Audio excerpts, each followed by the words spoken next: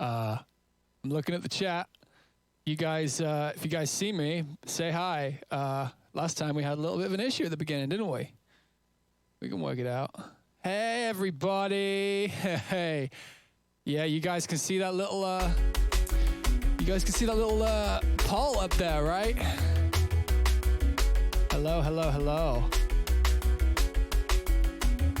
So, welcome back to Streaming Music with Fox Stevenson, the show where I slowly go insane on camera. And sometimes we make music. What's looping in the background right now is something I started yesterday. Hello, everybody voting for your favorites. I've just realized those colors are incredibly hard to read, so we're gonna have to work it out. Whatever. Let me get a little chat readout going on down here. Let's say we got 4 minutes. We got 4 minutes to vote. At 3:05, I will take these votes into consideration, and we'll see what's going on. Algo, you can't just put DMB with the things. You got to do it as it's written there, or you can do 1, 2, 3, 4, or 5, or A, B, C, D, and E if you want to get a little crazy. You cannot vote more than once. I stopped it from you guys being able to do that because I knew someone would ask. So currently it's looking like it's between drum and bass, and I think that color's dubstep. I'm pretty sure that color's dubstep. We got 4 minutes. It's tense. If you got extra Twitch accounts, please don't use those. That would be a dick move.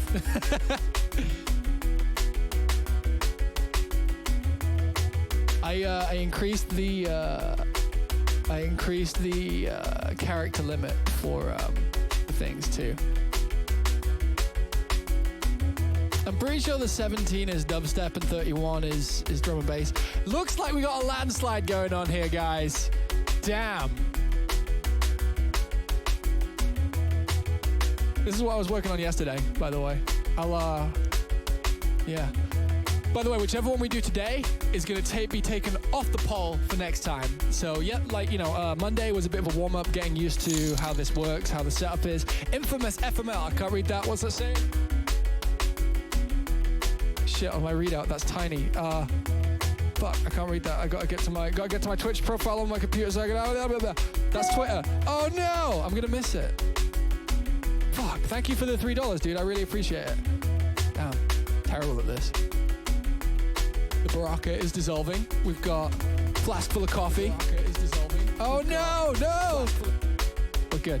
Everything's fine.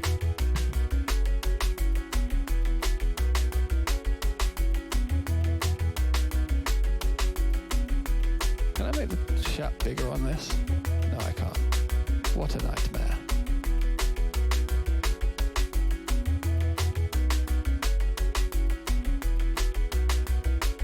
Hello, everybody.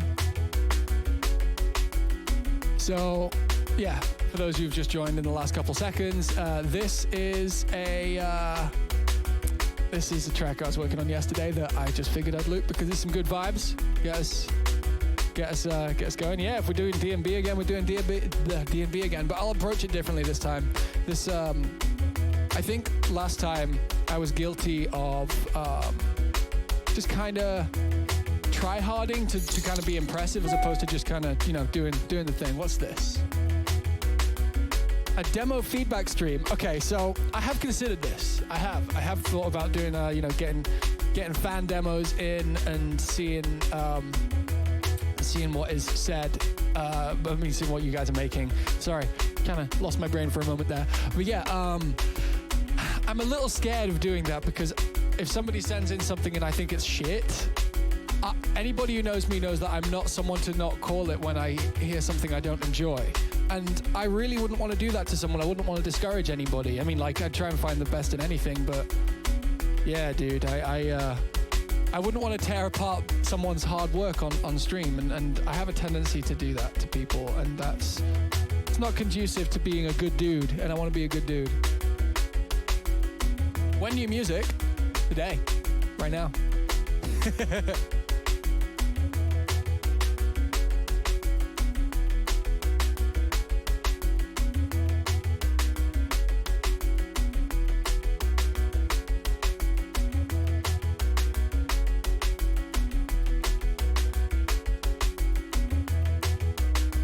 I don't know what to say. Hi, everybody. It's been 4 minutes. Oh, shit, it has. Okay, so we have a clear winner.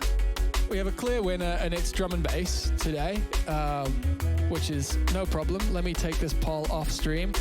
The votes have closed. I will... Goodbye, Paul. Goodbye. All right, here's Logic. Hey, Bilal, what's up? Hey, dude, I'm super happy to help out. I'm super glad you're here. Let's have a great day. Smash that follow and like or whatever the hell button it is. If you're on Facebook or YouTube watching this right now, feel free to stay exactly where you are. But if you want to put a message in the chat I'm reading from is Twitch, because that's the one that we have the best moderation on, and that's why. Cool. Let me turn my monitor onto Logic mode.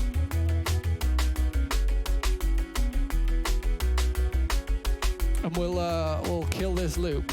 This isn't the track we're going to work on, even though it is drum and bass, and that would be within the rules of the poll that I have created. I don't know. I'm talking shit today. So this is what I made yesterday.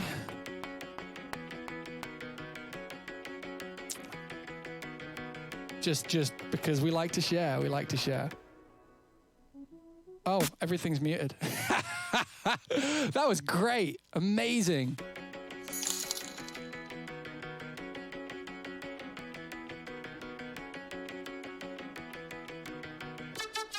Rampage again one day for sure. Sick, it's drums. What did I do? Oh, I moved it. Guys. I'm really bad at making music. This is meant to do this. Paul is back. Why is the Paul back? God damn. 1 second.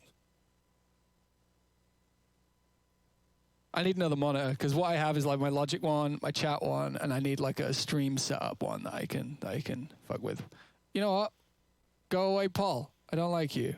I'm gonna just delete it so that it doesn't come back. We're gonna just erase it from all existence. Actually, no, I'll just throw it behind Logic. That's a much better idea. Then I don't have to make it again.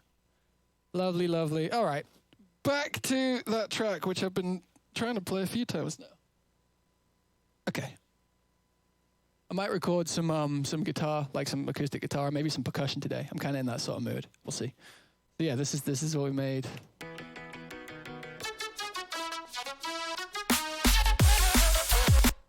Fuck. That's meant to be there.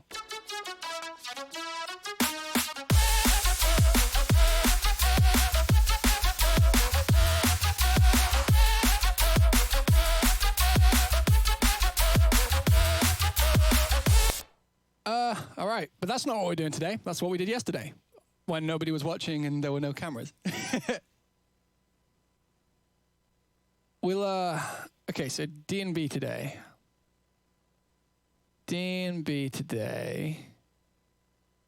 We'll start slightly different. Let's start with chords today as opposed to starting with arps. Or we could start with drums. I don't want to make another poll because it'll take way too long, and we want to keep this shit snappy. So quick show of hands in the chat. Drums first or chords first?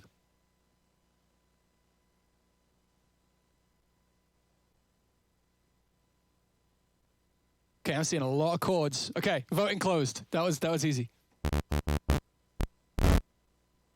Right, so you may notice as I'm playing chords on the keyboard down here that I generally will be playing in D.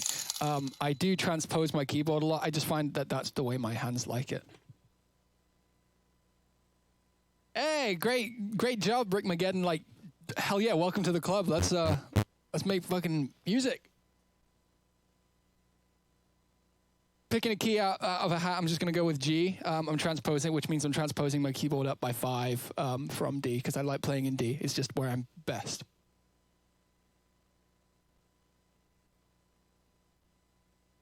So, chords first. I'm thinking eighths. I'm thinking like a dun dun dun dun dun sort of thing. So, super easy shit. We're just going to throw saws in again. We're going to do that same trick I taught you guys last time with the unison and the vibrato, which if you missed last time, unison this kind of a lot, and then this one kind of drifts in between those two. and you end up with something quite solid, but also pretty wide and pretty friendly and nice.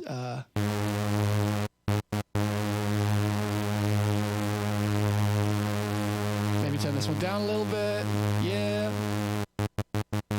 Right. So, yeah, I'm feeling the feeling it. Thank you, the Zelvan. Start big with the dollar. I love it. Let's go kind of dead mousey. But, you know. Oh, we gotta set it to 174.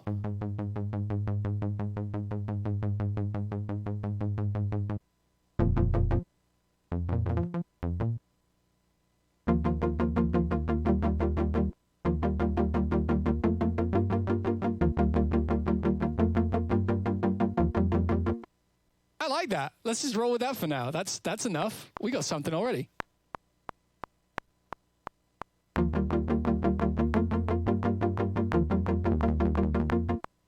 Fuck it, we got one loop. I can fuck with that after.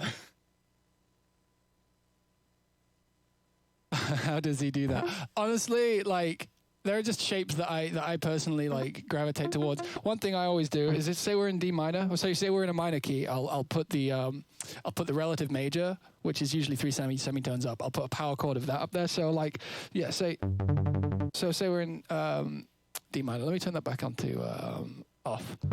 So we just got like a rhythm. So like, let's say, so the relative minor of D is F major. D minor is F major, sorry. So what relative major? Okay, yes. Relative major of D minor is F major. So what I'll do is I'll put an F and a C, like that. And then you can just kind of do anything in D minor, and it'll just sound like happy.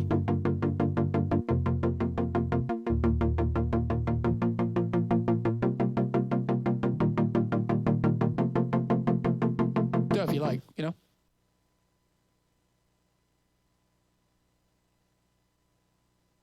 Yeah, that's just one of the tricks. But yeah, so what did I make a second ago? Sick, yeah, that's a cool vibe. I like it already. I think last time I was a little nervous. I'll be honest. Last time we streamed, I was nervous about being on camera, just kind of I felt a lot of pressure to perform, which I still feel, but I don't think these streams are going to be any good unless we have fun with it. So I'm doing my best to have as much fun today. Hey, thank you, OmniCrash. Favorite feature right here, DMB. Yeah, DMB today. Then what we'll do is we'll hold another poll next time. I was hoping you guys would vote hip hop. I'll be honest. I was really in that mood today, but it's up to you. Hey, thank you for the $5. Oh, that's a long one. Hello. Your last stream, digital music, absolutely loving it. Got no clue what you're doing. Yeah, man, it takes a long time to learn what you need to learn to be able to kind of get things working with electronic music. Just because it's like cooking. It's like you need to know what ingredients even exist before you can even start cooking with them. It's, yeah.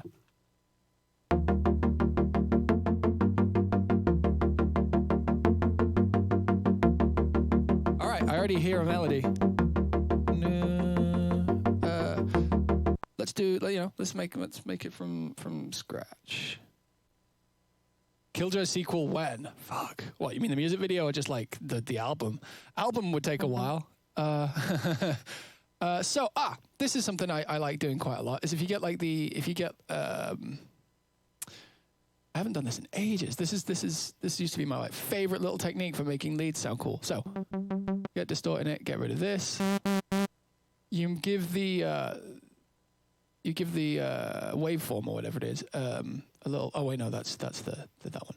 Right. So you give the waveform or like your note generating thing a little bit of an attack, like a little rise up thing. Sorry, I'm just making sure I do this right. So it's like this envelope like that.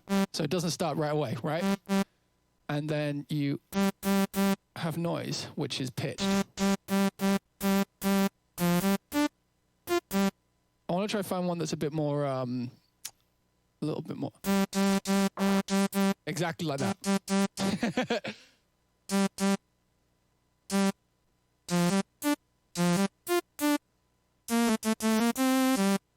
Now, once we get distorting this,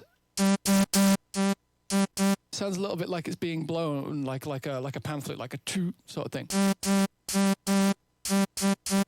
I don't know if we'll stick with a saw wave for now, but like, you know.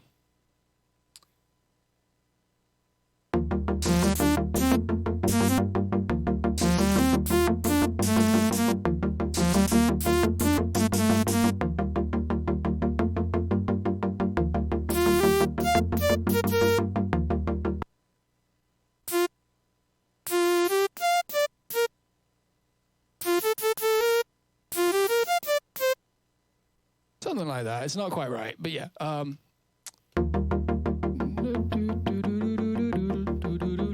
Yeah, it's like a little toot. I like that. I mean, like if you wanted to, you could make it like short intentionally every time, so it like.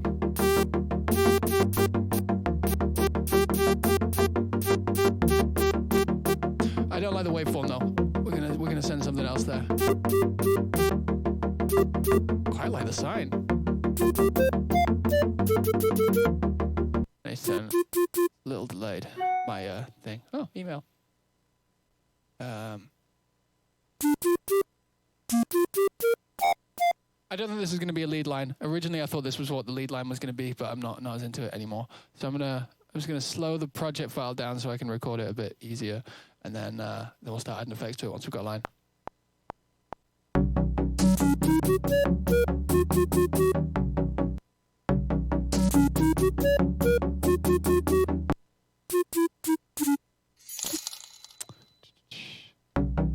Hey, thank you for the $5, fan. Your birthday, music creation. Ah, happy birthday, fan. Hope you're having a good one. All right, back to Null Suite.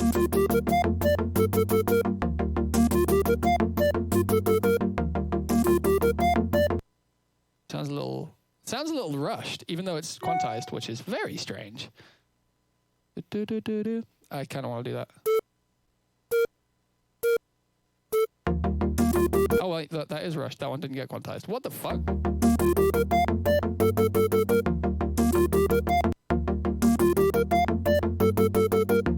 This is already kind of Animal Crossing-y. Is that just the vibe today? Ooh, I'm gonna get rid of the delay sustain thing, just so we can choose how long each note is. So let's make all of them short anyway, except that highest one.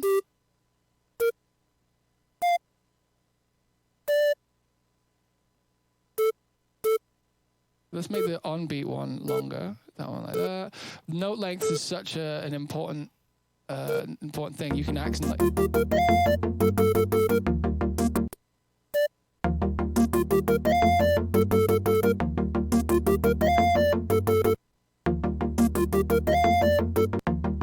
That needs to be mono.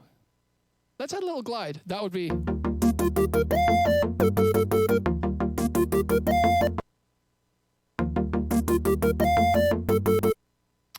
I love this, but I don't necessarily like this.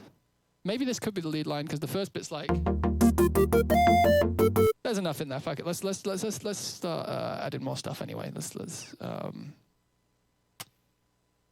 just something simple. Just like some chords in the background. Oh, that's the wrong one. So remember that little organ trick we did the other day where we added like side bands to everything? I'm gonna do that. I've got a pad thing that I have with that. Where is that? Pads. Just something nice. I need to transpose this track down 12 because it's. There you go.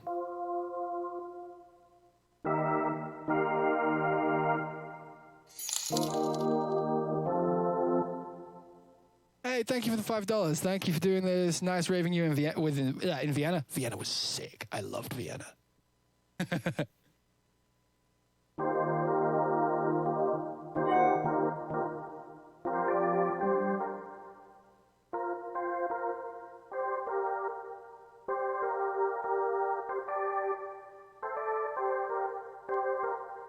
Yeah, I'm going to do that.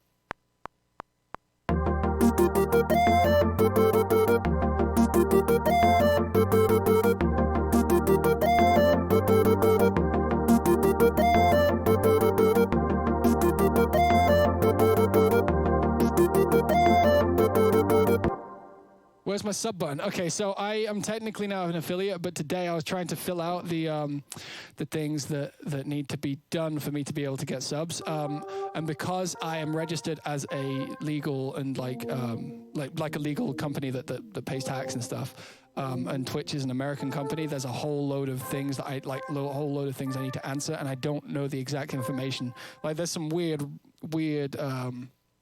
riddles and things in there that just like questions that I have no idea how to answer. So I tried to do that before this today, but I'm going to need to get like some experts on that and tell me exactly what I need to declare and what I don't, all that stuff. Because otherwise I could get done for fraud, and I'd rather not get done for fraud. You know, that would interfere with my plans.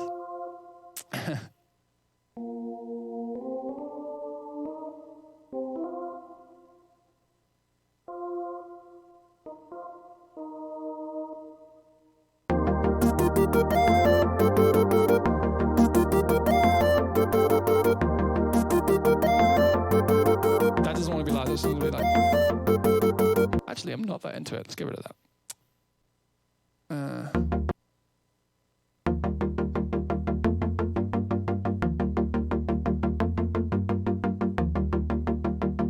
I think this needs to be bigger. So let's do the obvious things like a little bit of reverb.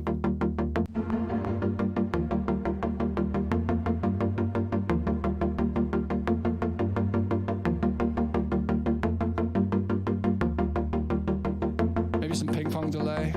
I don't know. I'm not sure that's going to be the right call here. Micro shift's always nice.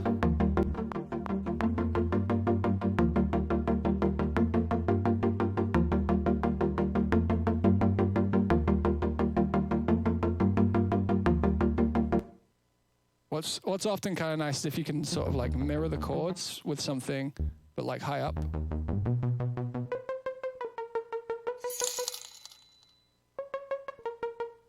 Who's that? Hey, Marcus. Hello. Really enjoy the stream. So much to learn. One question: how do you ensure that your lead melody is fitting to the chords?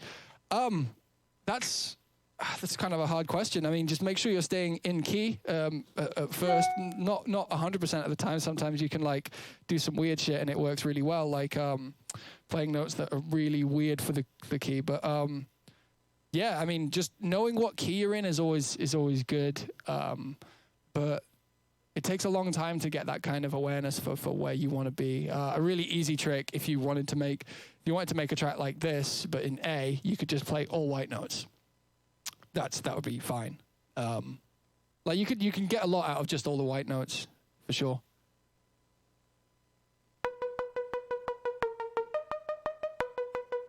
Right. Wait, what key were we in? We were in G, so that's actually not the note we want. So what I'm going to do here is just make a little discordant thing that's going to go in the background. So this is going to be like... This is going to be like kind of clashy and horrible on its own, but it's intentional. These kinds of things, I guess, are a bit jazzy in a way in terms of how their theory is. But so what we want to do with that is we want to make the unison like way heavier. This is going to go quite far in the background. It's just going to kind of thicken out the chords. Yeah, without it.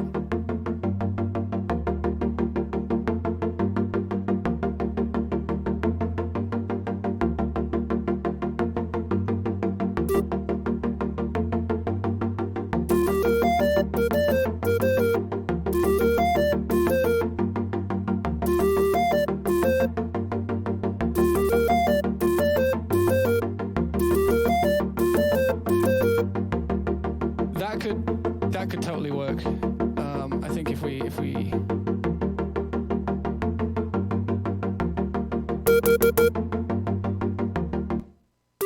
that's very nasty on its high end. I'm gonna quickly put that down.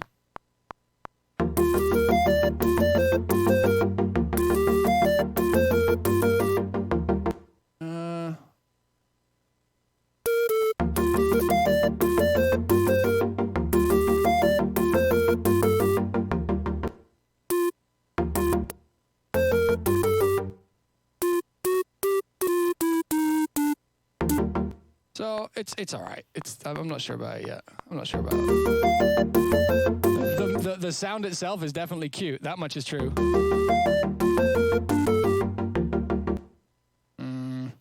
I think I'm getting distracted. I think I need more elements to kind of suggest a point of contact with the melody. Often, sometimes, and I'm hoping this happens today.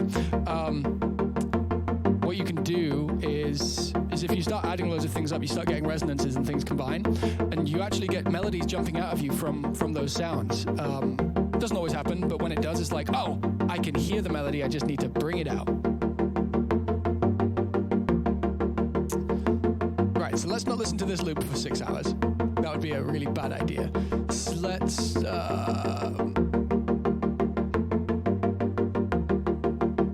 add a little sample in.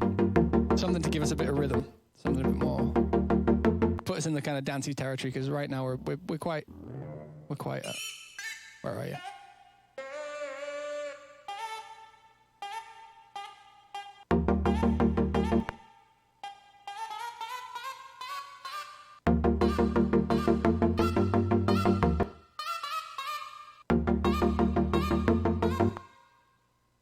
Wait, what?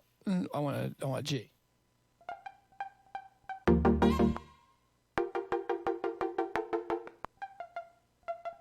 No. That was really weird. I kind of like lost all tuning. That's what we want. Ooh. Okay, so we need that sample to be faster. I just want to add like.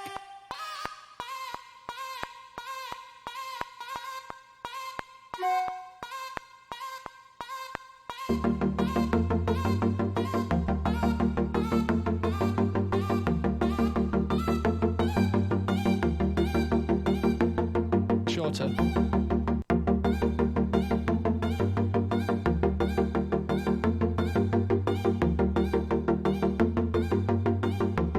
So I'm feeling something pretty. Let's do something.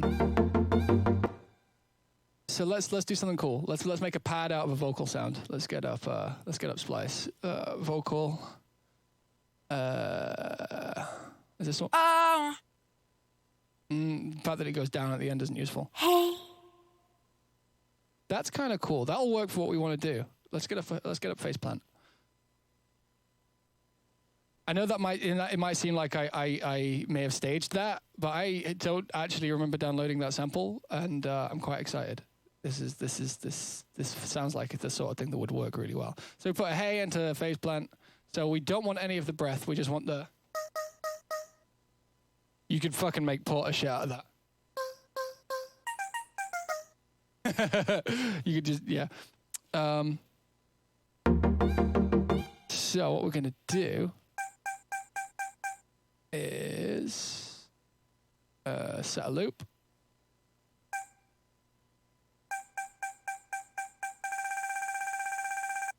Undertale.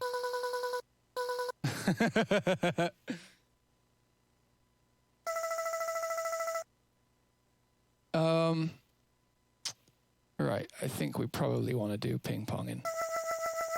Yeah.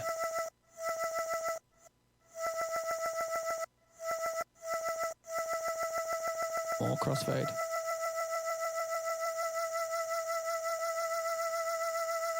That's better.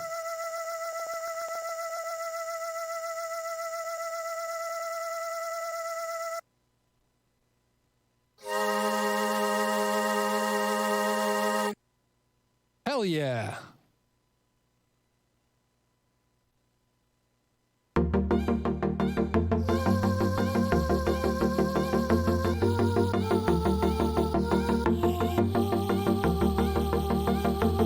So, what note was it originally?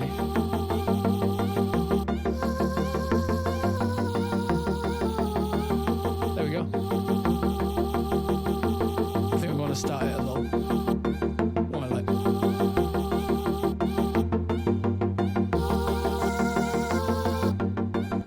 I'm gonna click this one in because I think we need it to be really like designed. If someone Sometime, not right now, because we got something going on, but we could totally make a pad out of sands.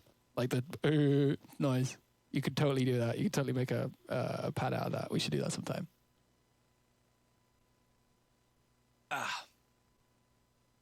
Check Discord. Oh shit, what's going on? The YouTube stream didn't start.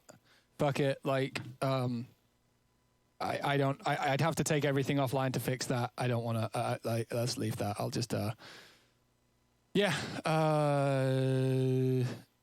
Fuck it. Yeah, it's fine. Often I find bit crunching something like this is nice.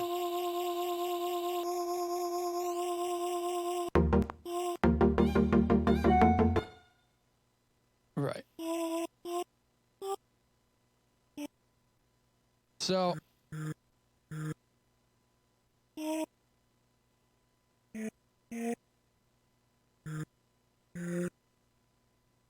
wait, what? How? Oh, these chords are fast now.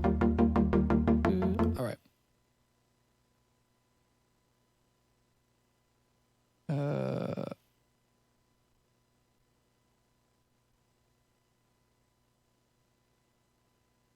Cool. Right.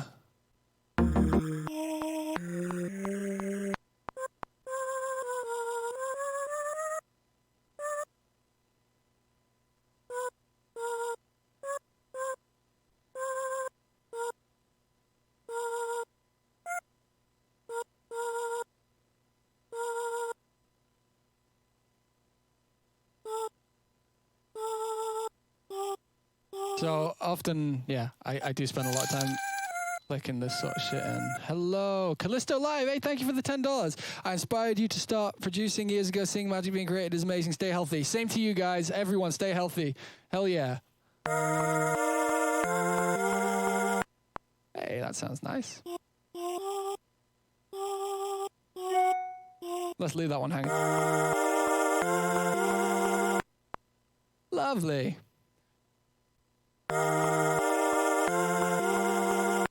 Obviously, it's very dry right now.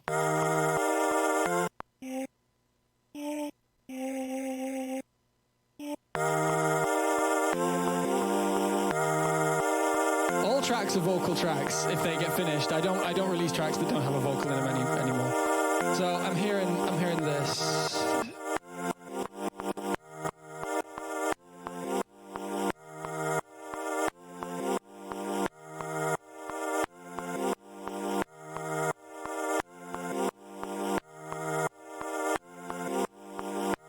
I decide if I want to reverb it before that or after that. I think I'm going to try before. Yeah, it's better. Maybe only just wet.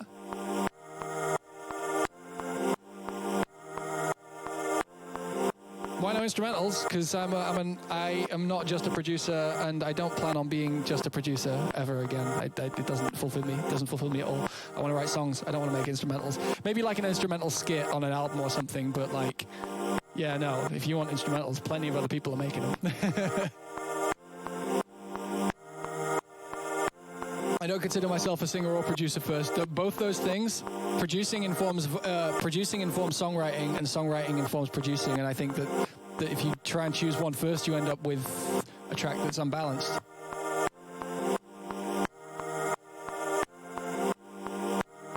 Sorry, digression. I think Dimension Expander will work nice here. And let's EQ after that.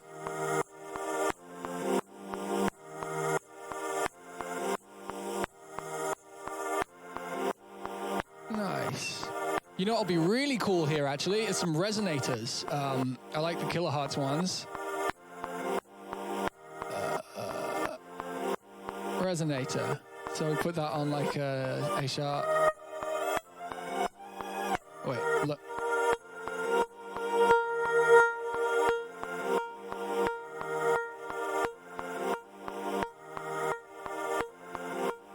That didn't work half as well as I thought it would.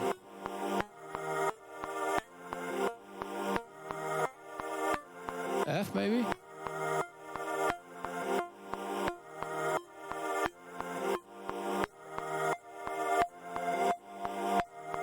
That's kind of better.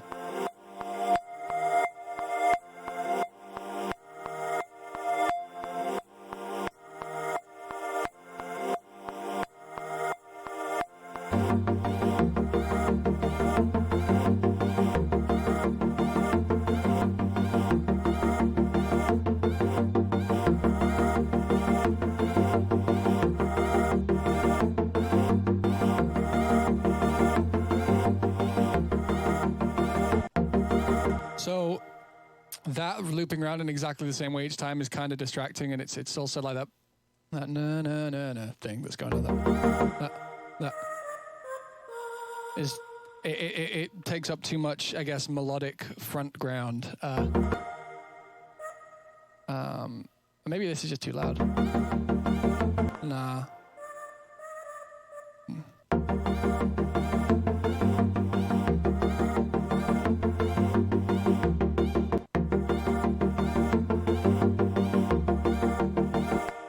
Maybe just get rid of that now.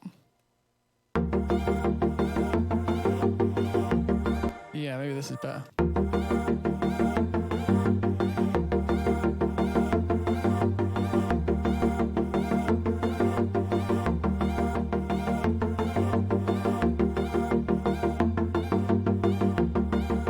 This needs EQing. I think from the beginning. Let me turn off the metronome.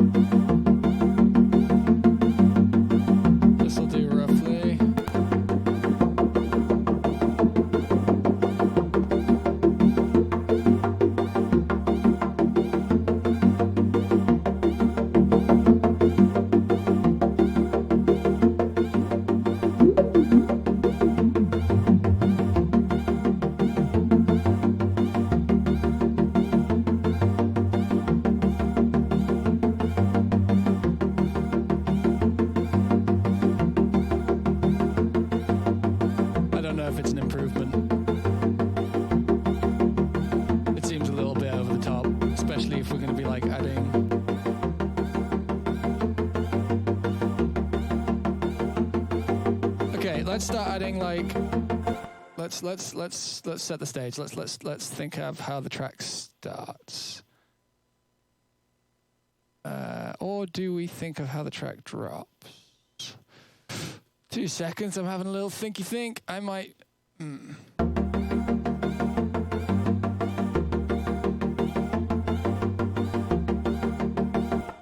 We're gonna drop it before we think of how it starts, because I think if we go up, it'll be more fun. Right, so let's say we start from here.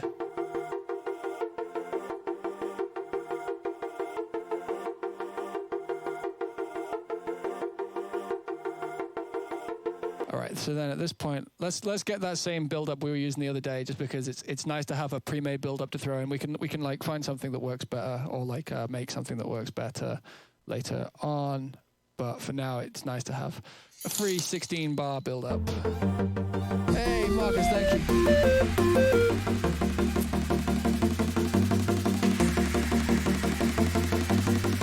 Oh, I'm happy I can be there for you, Marcus.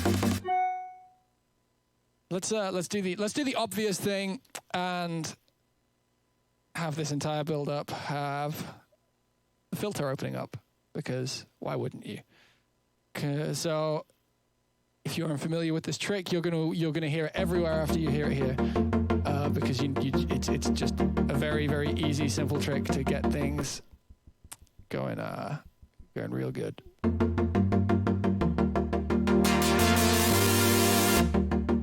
You're right.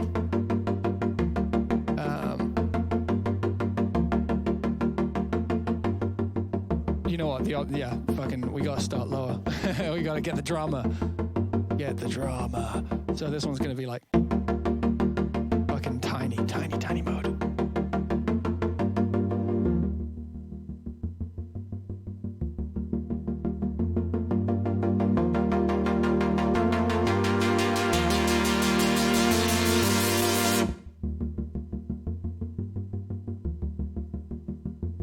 you know, we can probably just do all this on one patch. Often I make one that's like the kind of the central one, and then you have like one that you modulate, but I don't think we need to do that this time. That's the mod wheel we want. This one. There we go. All right, so then right now I'm as tired. I'm pretty tired of listening to this. So don't worry. This is going to be a background element. Like the fact that I'm already tired of listening to that isn't a good sign. But whatever. Fucking we deal with it. So we want.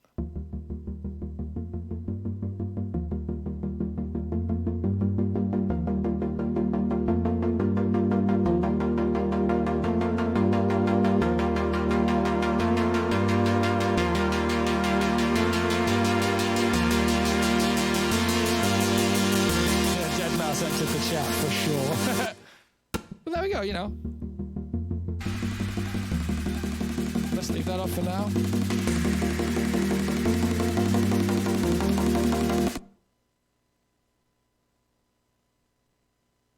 So let's get some little plucks.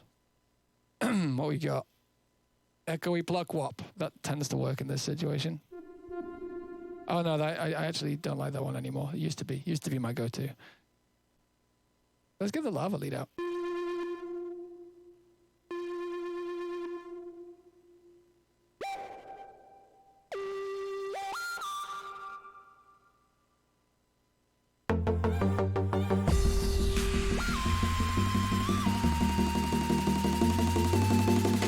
No, that was shit. Sorry. I'm hearing something, but it's kind of like, it's distant in my brain. I gotta fucking claw it out of there. Let's just add some sonars. Sonars are always good. Sonar. Hello? All right, yeah. Sonar. We just want something like that's a hi-hat. Oh. That's kind of cool. It's not what I was going for, though.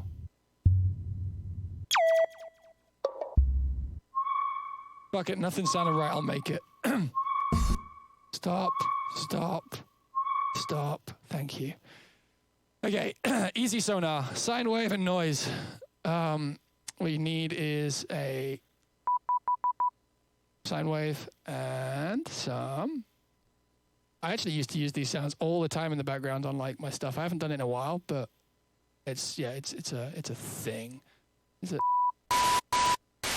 So what you want to do is get a bandpass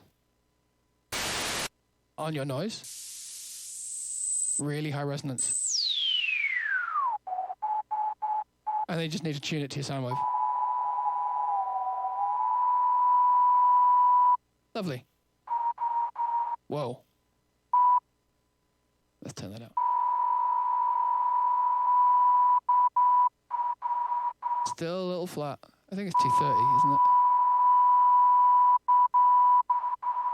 Cool. So you still want a little bit of that sine wave, just to kind of level it out. Then you want...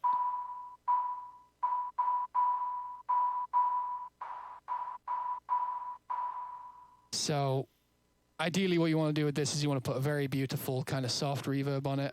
Generally I find FabFilter works best for that, for like the softer reverbs. Oh, that one's already quite good. I'm going to use the one that I always go to, which is the vocal to mix glue. It's fucking great.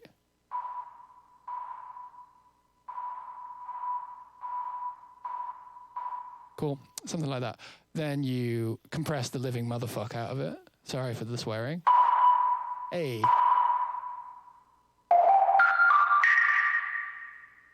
Nice. Tempted to disperse it. Maybe that's what cursed us last time, was using too much disperser. Yeah, you guys are right. Fucking Tears and Rain used a sonar at the beginning. So it's kind of hard to listen to, actually. It's a bit...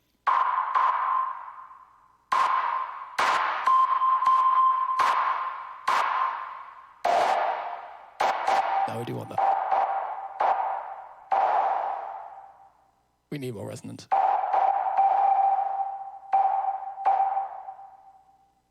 And maybe actually more sine wave. Yeah, move first.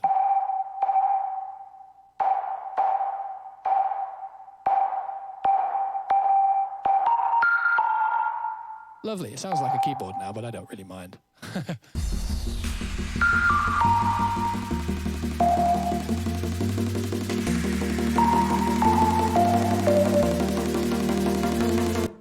You know what? If we're going to embrace the dead mouse, all we really want to do is this.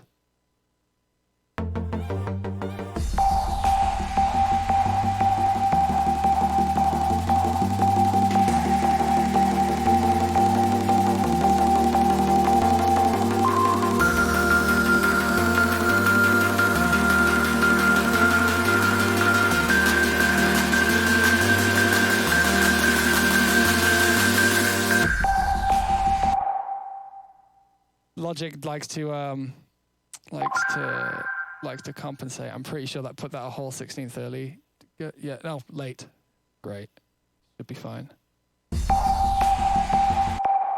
a little out of definition. What we want is... That's nice.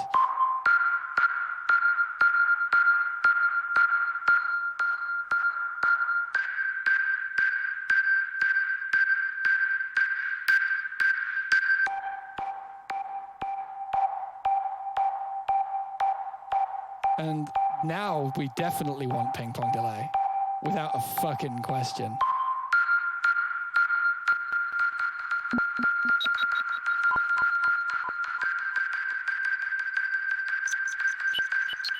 Whoa.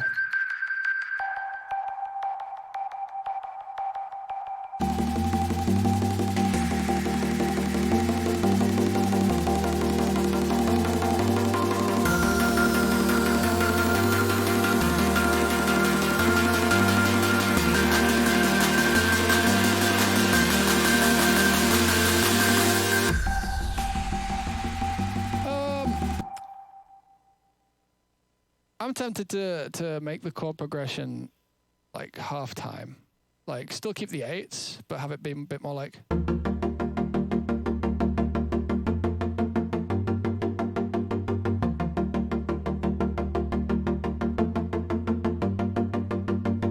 Because I think I have a melody for that.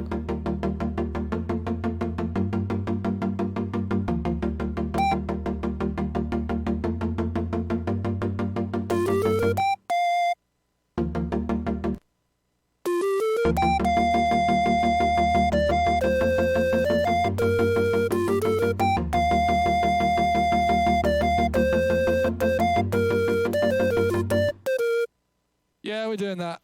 I'm doing it. Executive decision made.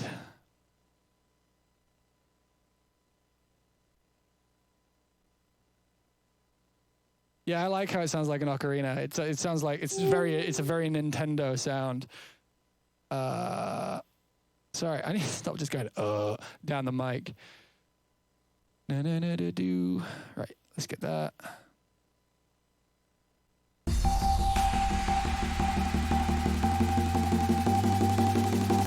Right, let's let's record it on the ocarina first, and then we'll like put it on a big lead when we hit the drop.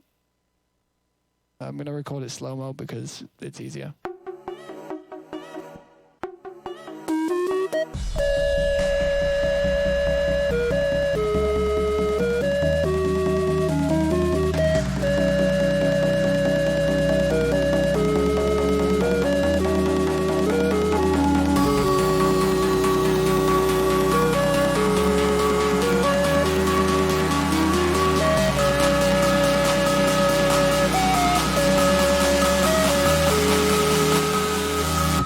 Wrong note at the end, fuck.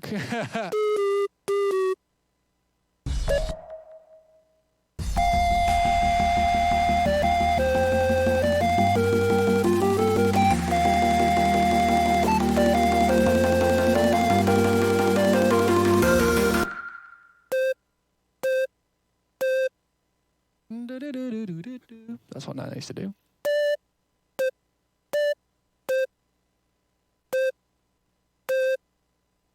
Let's get really wanky with that one little moment. Yeah, I kind of love it in a sort of like indulgent way.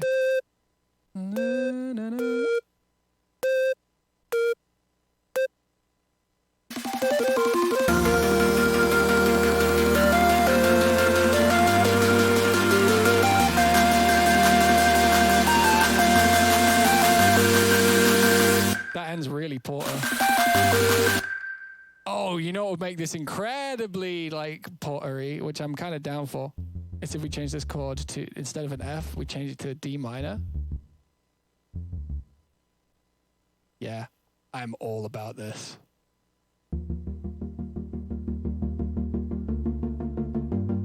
Yeah.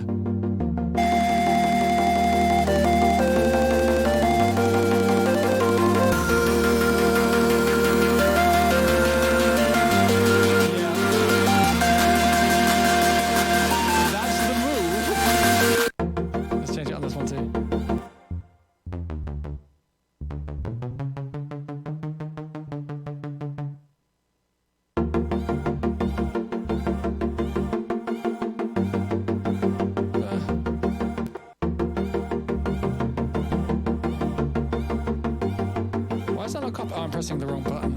Sorry. Yeah, there's ducking on the master. I've got Ableton in the background ducking. I've got like a routing thing going on so that I can talk over when I'm doing things. Oh, this.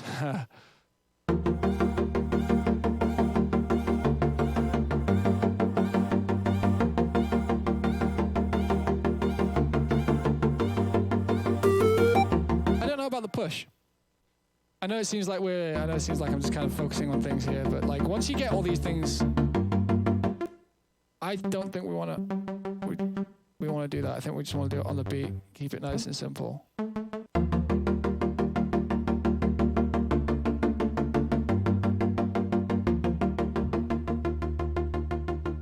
I think I'm wrong. I think that was a wrong hunch.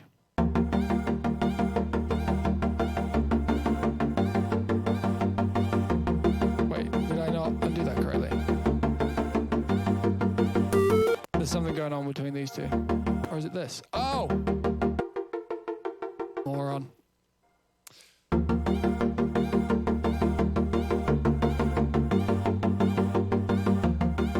Oh, that just made that longer. Right, okay, fucking hell. Right.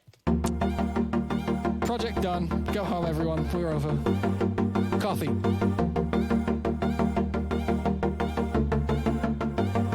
So that second chord's got a bit too much darkness in it right now. I think we want to get we want to take the same thing. No, we don't. No, we don't. I'm going to use the same processing on just like sines. Or am I? No, I'm going to go back to that pad that we were going to use earlier that didn't work because I think it'll work now.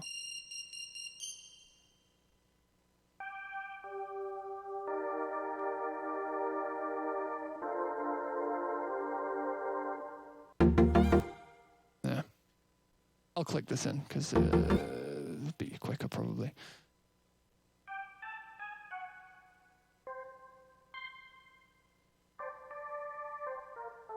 O and G, not F. Right.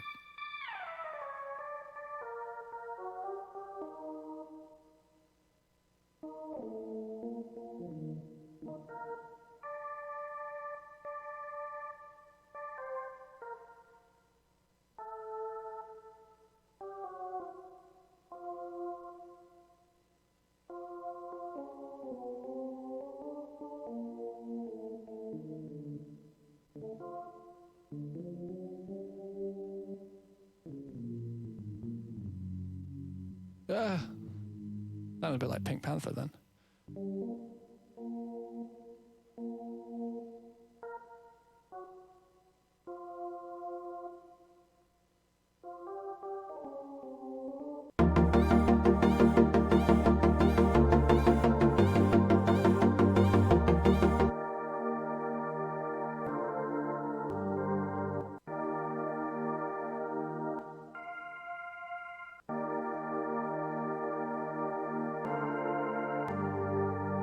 Okay, so this last chord's a little bit better.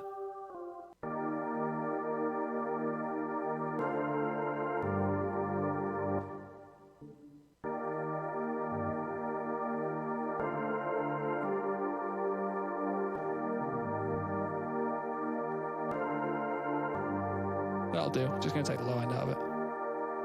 And then I think we can like make it really, really like chorusy. Just as our kind of like our soft blankety bed of... Got a Final Fantasy X vibe about it actually. Maybe that's just me. Oh, that's very Final Fantasy X. So there's that little resonance. It's a bit... Where is that? Like here. There we go, nice and thick.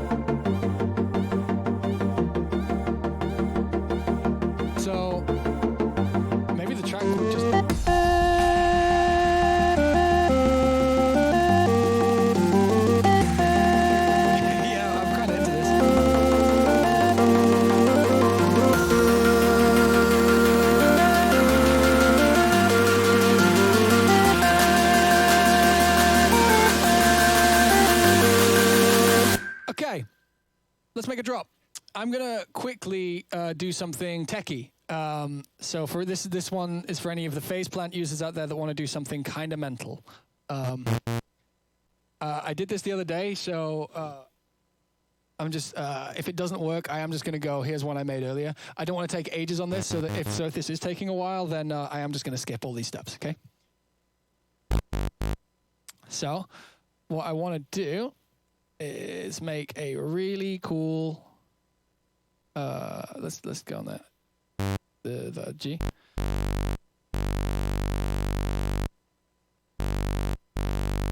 Why won't you quantize? All right, so pens and papers out, tech heads. Sine wave. New group. What we're going to do here with the new group is make a wavetable with a fundamental square. Correct. That looks good. Right, we're going to duplicate this a few times. The reason for this is we need it to be incredibly loud, like too loud. This isn't going to get sent anywhere. This is just going to be like, this is like a sidechain channel. Right, so these are all phasing with each other in a way that basically, because these start here and this, you've got the fundamental from the square up here and the square down here. This can go away. You just need to be able to send this, mix. Right, cool. And then we can turn that up. So this can disappear, go away. Now we got some solos. I added that to that. Bad group. So this is what we're mostly going to be hearing. We want a saw, and then another saw, probably 3 up. So we've got. Let's send this out. Where are you? Output. Right. Yeah. So I've done it on the 3rd harmonic instead of actually sending it up by 7 because we're basically building a wavetable. And we want it to be single cycle correct. So, here's where the fucking cool shit happens. We get a filter that goes here, and this filter gets done by these anti-square, or whatever you want to call them.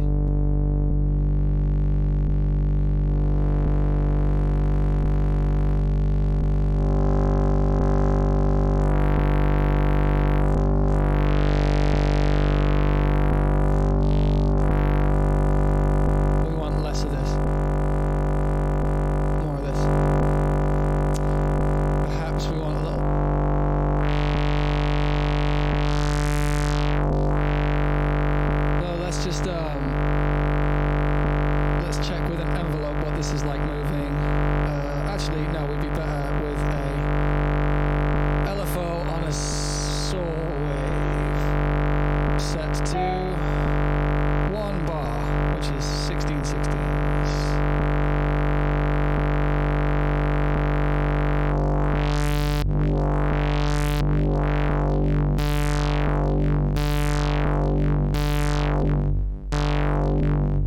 So what we want to do here is we want to filter after that and get rid of the low end because we've got that coming from the sub.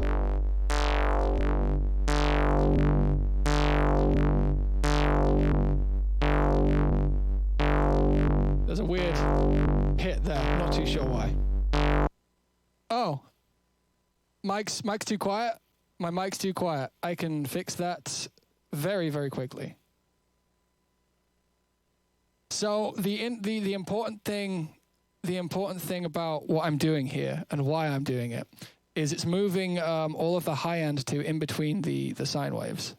The sine waves like the sine waves. I really don't want to get into this because this shit gets really, really complex and I think it would alienate a lot of people. But if you can get all of your loudest high end things to happen at the same time as the zero crossing of your sine wave, if you follow that. Then you can compress and distort things very, very effectively without losing any of the sound's main integrity, I guess. And it's something I do a lot.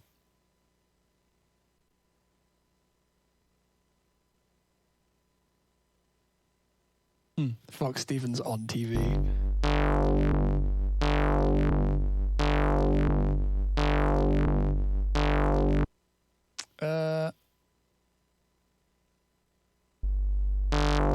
Let's get this out. So,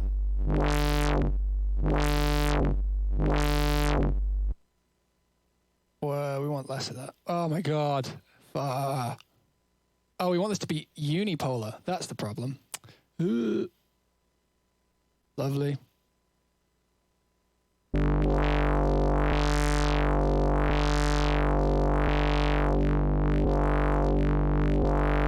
So if we look at this over in our oscilloscope, get that up. I wish that it would save a preset like this.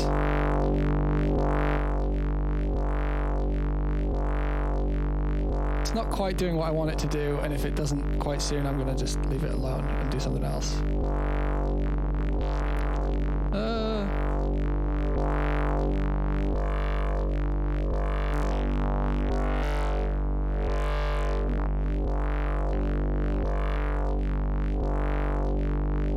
So basically what we're trying to do is create a waveform that's got a load of advanced shit going on in it, and then we just turn that into a wavetable in Strewam.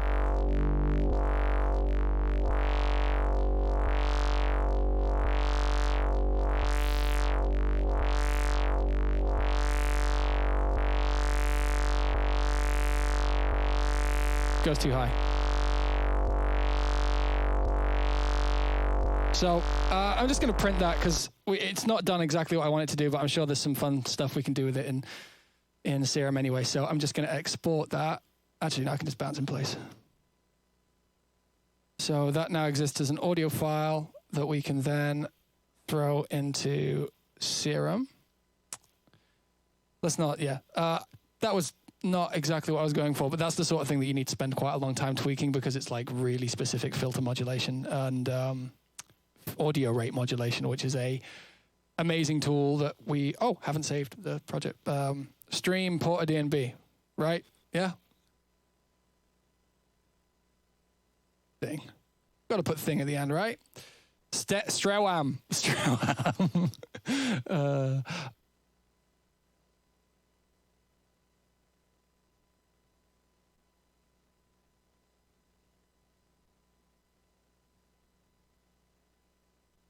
What's a good way to learn making music like this? Honestly, just doing it. It takes a long time to build up any kind of a real base of knowledge because generally when someone who's been producing for a really long time makes something and it happens really fast, it's not a case of them just doing really simple things. It's about being informed by quite a lot of other things that they know already. And so that can make it when you see someone make something really fast, it makes you think, fuck, it's that simple. It is if you're thinking about it in terms of that, but like when you see an amazing artist draw the outline of a Head and Shoulders or something, they know exactly what they need from that beginning or that outline, and that's where the hard stuff comes in, is being able to plan ahead, I guess, or knowing what you need to work with to be able to make something cool. I hope that makes sense, and I hope that didn't sound just like waffle. G1, no, G0. So now we have our waveform. We're gonna fade edges at 16 samples, and then we're gonna see how this sounds.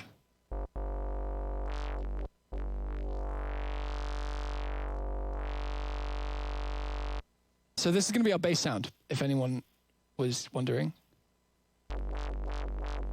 Oh wow, that's really old school sounding. Right, so I need to find exactly where all that's there. This one, so we want to remove selected to the end, and then we want to find the point at which it starts going back down again. About here. Remove beginning to selected. Right, and then process. Oh no, we want to morph. Morph spectral probably. So what's cool is we have a lot of that, a lot of cool modulation in just our wavetable right now. So we can go really far from there.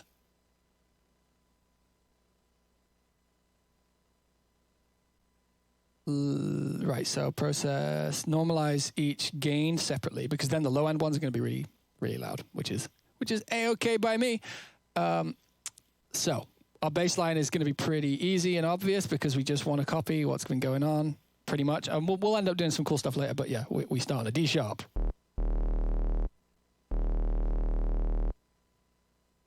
I'm going to do this.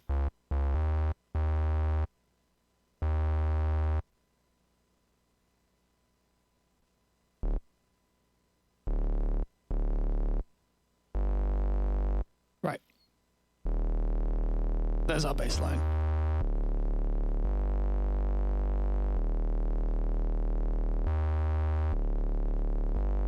Lovely. So now,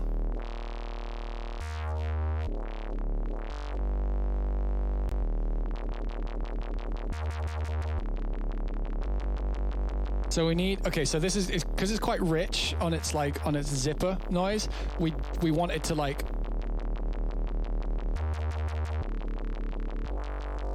we want it to settle quite quickly.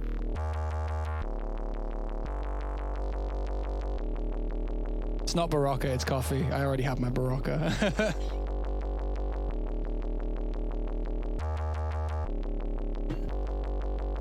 So we got some cool shit going on with that. See if it takes well to bending. Also, one thing I did want to try was try zeroing all phases. That's really clean. Quite like that. Normalize all gain separately.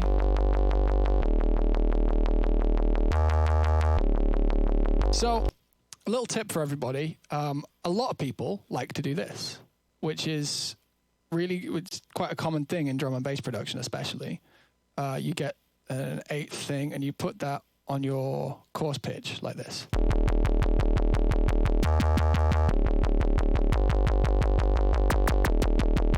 For that, look, that effect, for the dun dun dun dun dun. Don't fucking do that. I'm telling you right now, don't do that, because, and I'll explain this as quickly as I can. When you're in a club and you've got a big sub bass, like a big sub speaker, spitting out that low end, what's happening when you're affecting that pitch is every time it hits the bottom, you're changing the phase. Right? If you use something, and basically the reason you don't want that is you're going to have standing waves in the room, all conflicting with each other, and they're going to be canceling each other out, and you end up with less bass because of it. So, what you want is you can get that exact same effect with sync no window, because you can just go, and this is keeping your phase exactly the same, which means the low end stays exactly where it is.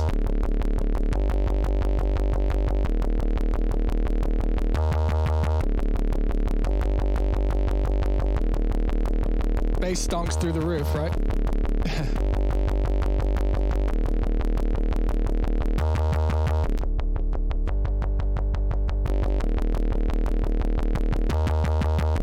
know you get those little bits of top endy stuff, but they disappear into distortions or whatever later on away. Very saw bassy, this. I think we probably need to FM something on top to stop it from being too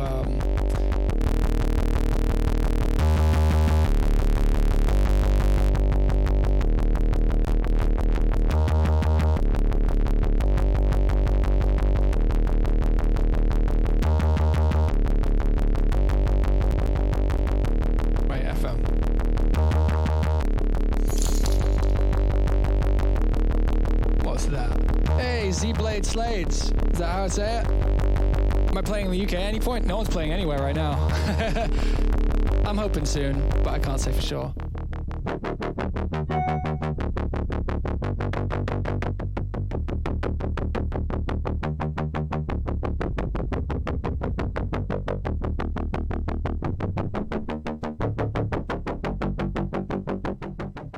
Sounds really cheap, but I think it'll add what we need it to add.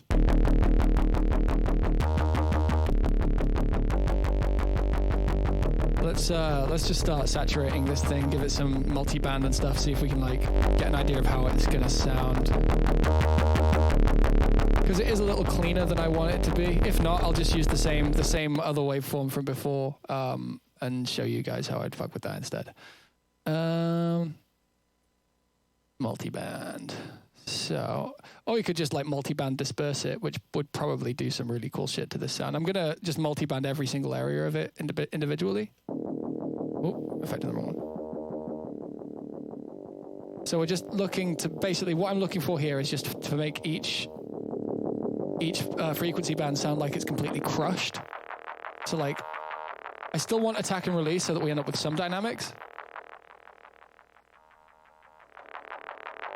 So that versus, it's got that sort of pressure to it. That's what we want.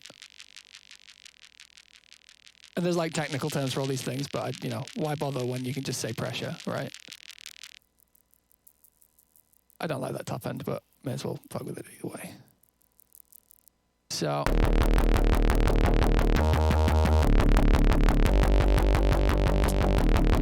I'm going to do something here. We're getting a lot of nasty low mids, like around the 200 mark. So you can literally just envelope that with the EQ, which is fun. Not like that, though.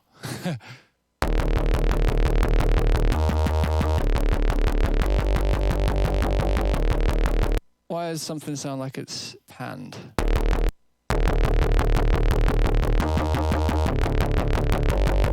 I think I'm going to do the same thing with the high end, probably with a different thing. No, I'm not going to filter it. I'm just going to... Oops.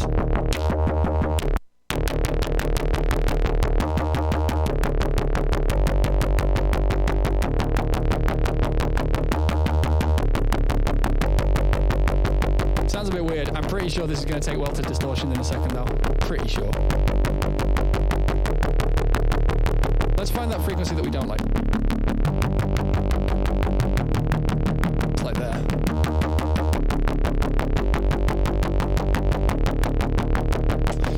Let's try Faturator. Faturator always helps out.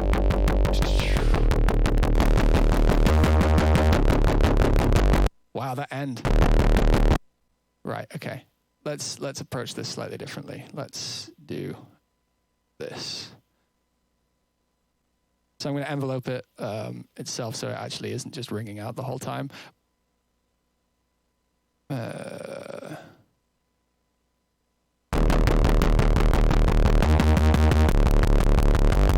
kind of cool in its own way.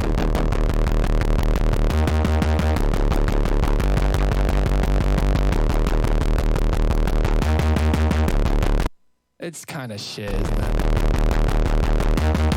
Let's just see if some EQ will save it, but I don't think it will. It is stomping, but it's a bit blunt. It doesn't really have any features, which is a problem. Hey, thank you again, Bilal.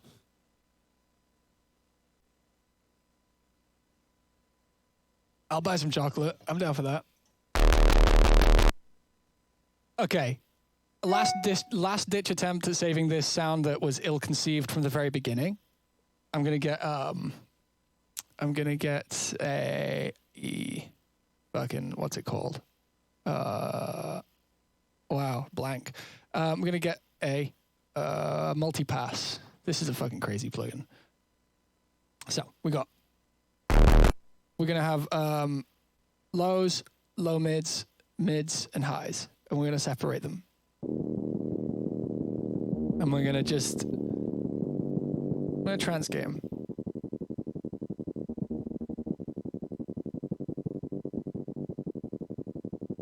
So this is going to allow us to completely reshape the dynamics of every thing. So this region is, we don't need a lot of it, basically, would be the best way to put it.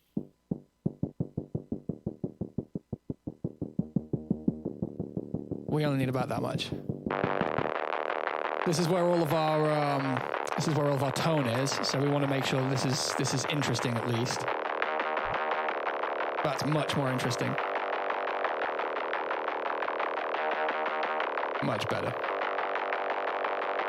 Versus, yeah, cool, we like it. I think we can disperse the top end too.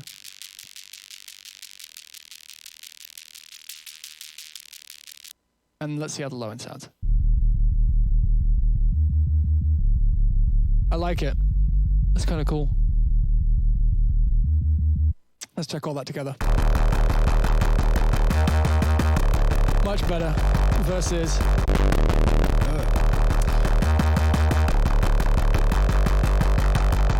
I'm going to take a look at how this is. Wow. I like it. Looks like kicks. The Friend. I'm tempted to do some feedback sessions. I'm a little scared of being honest.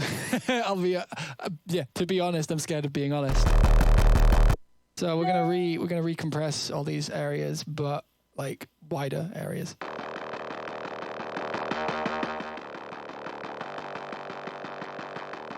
You know what? I'm gonna also on this a multipass. I'm gonna do this to the mids too, but by a much smaller degree.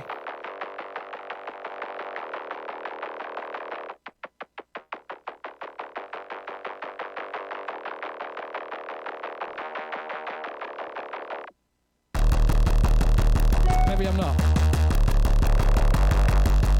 No, I am.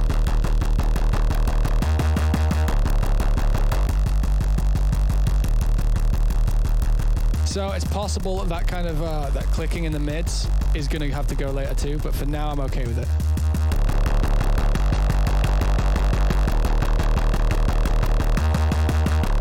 Let's try soothing it.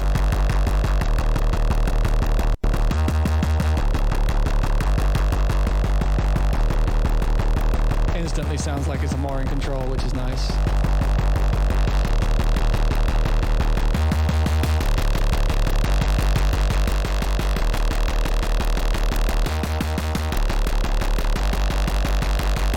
Is that like around here?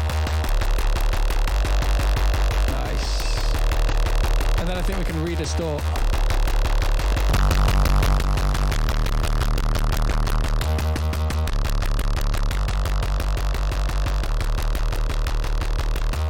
Coffee got there it is.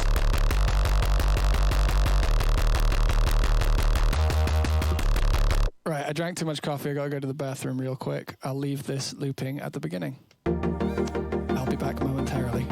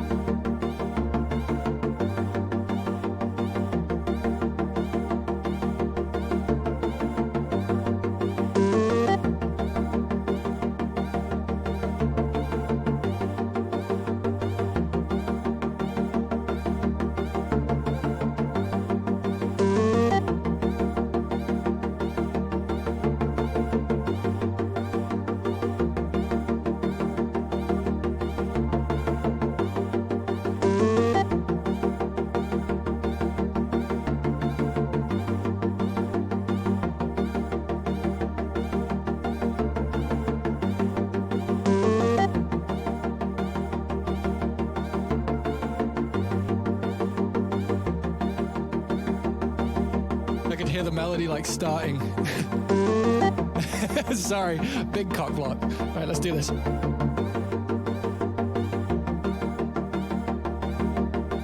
I'll grab the hi-hat we recorded yesterday.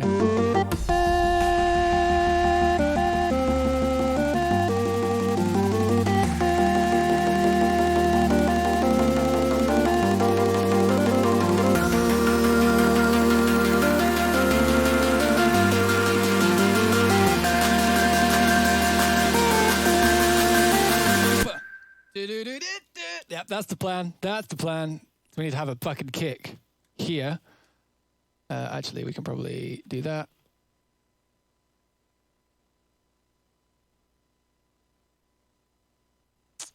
Big kick here. Oh, here's a little tip for everybody out there that is going to be super useful for you in terms of cleaning up your kick drums. You won't miss you won't miss the low mids if you do this. I promise. So I have this kick drum, not that one. Rhythm. This is some rhythm stuff I made. If you just convert a new audio file. So this is the kit we're going to use for this track because it's the low end on it's really good. However, if you were to listen to everything but the low end, you'll notice that it's quite dirty. It's not a very good kick. Look at that. All of this here. You hear how long that lasts? Like, it's hard to notice when you're listening to the whole kick, but if that's there, then you're actually taking up a lot of space in your mix that you don't need to spend with. So all this stuff needs to only last about like half a 16th, like a 30-second note. So what you can do is slow attack. I guess you can put a big release on it. That's probably safer. Really low threshold, really long range. Have it compress the living shit out of that. Or like, I guess, duck the living shit out of that. So you just get the initial bit. So it's that. Versus, do you hear all of that? All that information is going to take up space in your mix. You only need this. Right? Versus, so like that. Versus, right? It sounds like it's distorting now compared to the other one. It's just way cleaner.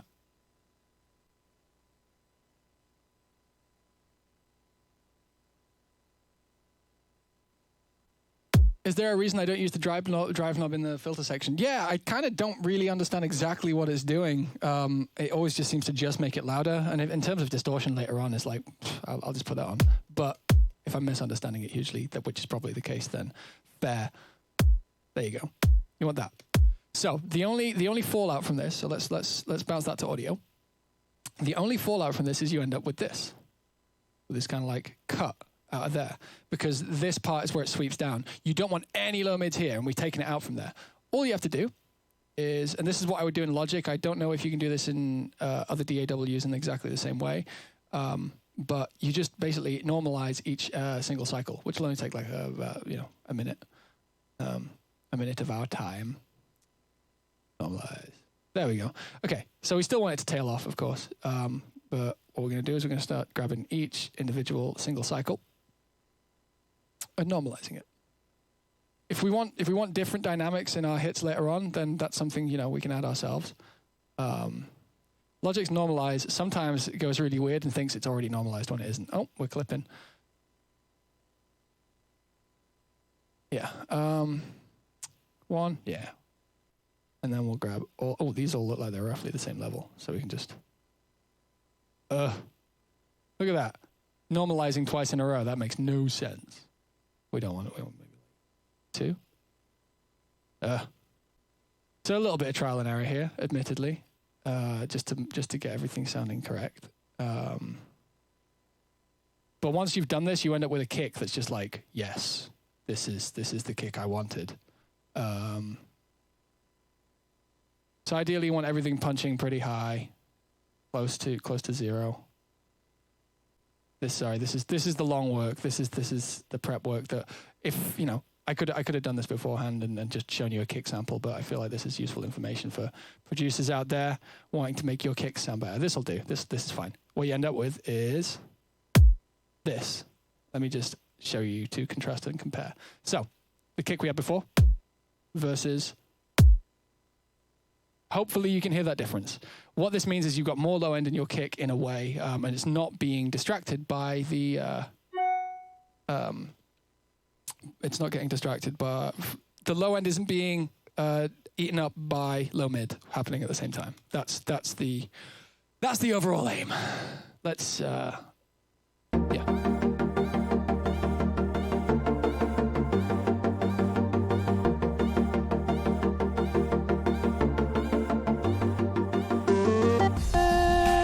There's reason to have that in your kick, but like I personally like using other samples for that. So for example, I'm going to use this sample for any of my like low mids and stuff. It's dustier. Hey, thank you for the $5, dude. Email. Right. How's this bass sound again? Workable. Let's make a really big version of this this melody.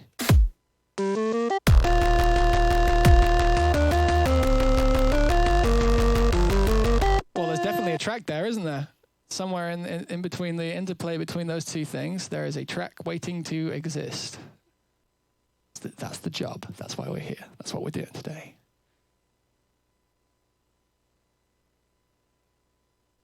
Yeah, you know what? I'll just turn off my email notifications.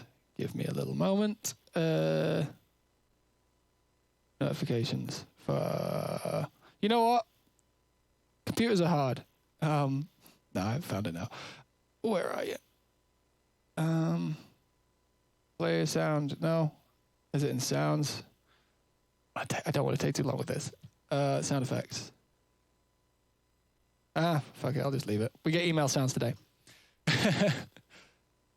It's probably in mail settings, but I don't want to put that up on the screen because that would be a bit unprofessional of me. How did I learn all these techniques? Trial and error and years and years and years and years of experience. I've been producing now for probably about, like, I guess seriously, for about 12 years or so, something like that. More than that.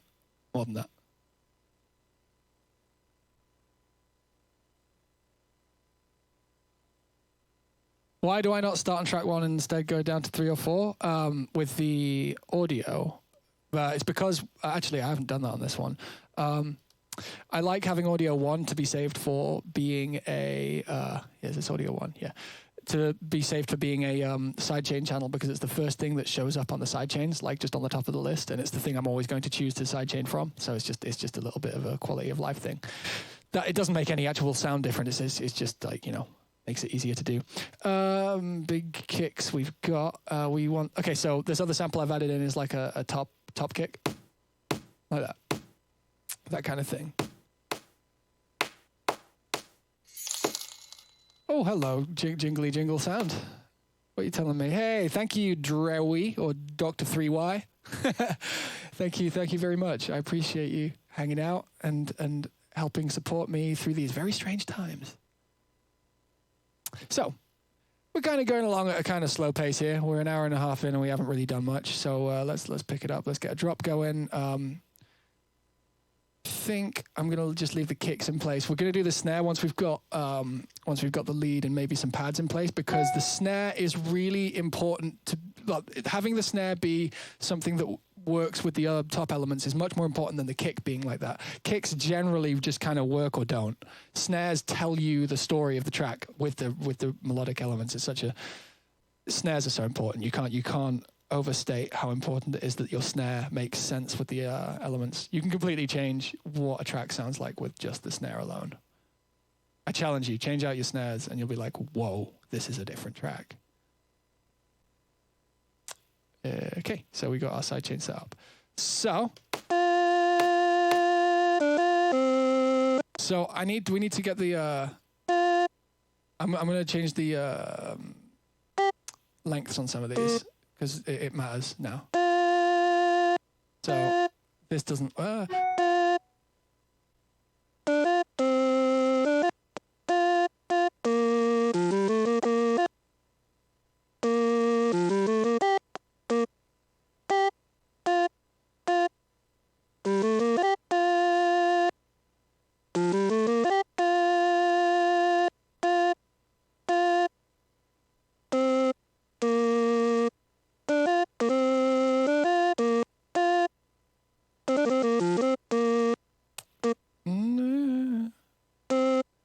There's a thing that I've been doing recently with my melodies that I don't think is going to work with this. It's wrong for the vibe, but I'm going to try it anyway. So Mario.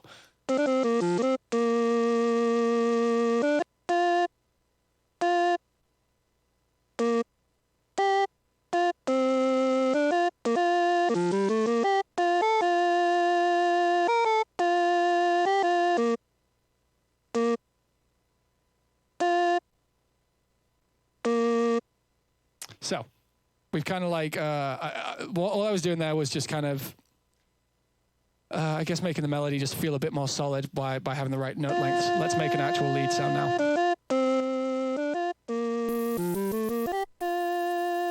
So it would be nice to start with that same amount of sync on something, because then it'll feel mirrored from the original thing. So.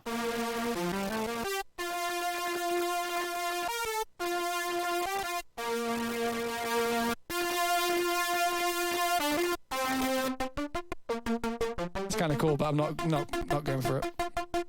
Oh, I just took the vibrato off. You know what?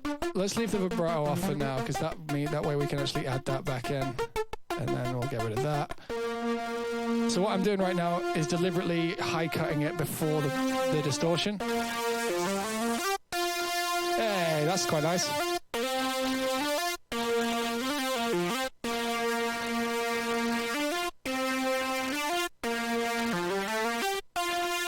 So what I tend to aim for in my leads is to not have them sound too much like a synth and have them maybe sound like an overdriven real sound, which this is not how this sounds as of yet.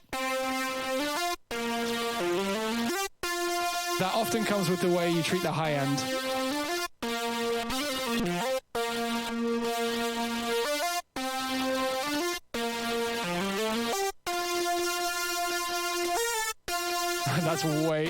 That's so J-pop.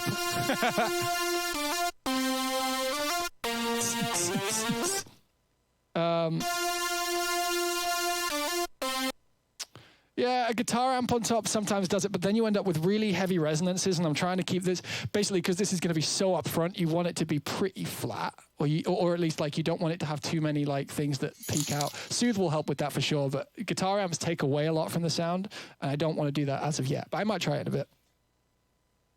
I'm glad I'm doing these streams too. It's putting me to the test a little, but I'm having fun doing it. Oh God, what did I do? So I'm going to try FMing this to the lower one.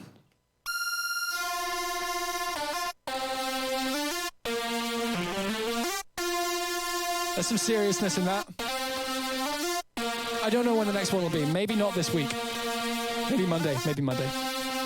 I'll see how we feel at the end of this. Right?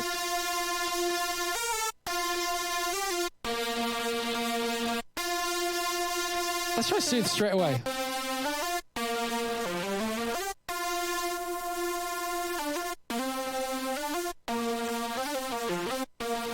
Don't think it's quite ready for that. I think what we want is some multiband saturation. What always works on these big saw wave kind of things is you get the fundamental, and then you just do this. Oh, I love that sound.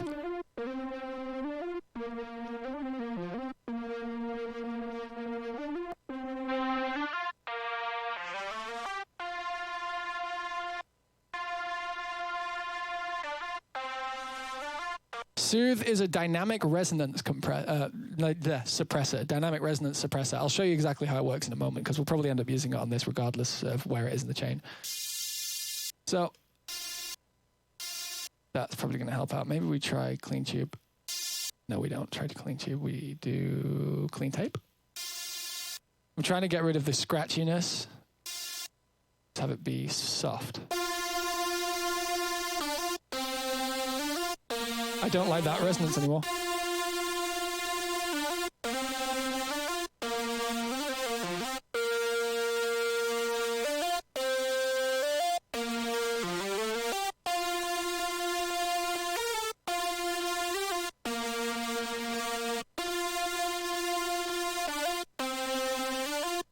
Sounds like it's been put through an amp anyway. Okay, so you see through here, you've got big peaks, right? That's what Soothe deals with. It gets rid of the peaks, which can be really useful for certain applications. I'm not sure if this sound really warrants it, but I'm gonna try it out anyway because it can be really cool. Soothe is kind of OP in a certain way. So it makes it really like, you do that and you can bring it back in. You're kind of just bringing up the noise floor, but it ends up sounding kind of...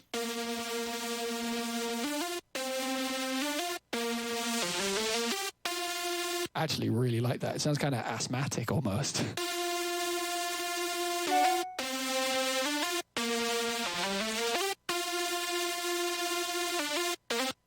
So, let's see.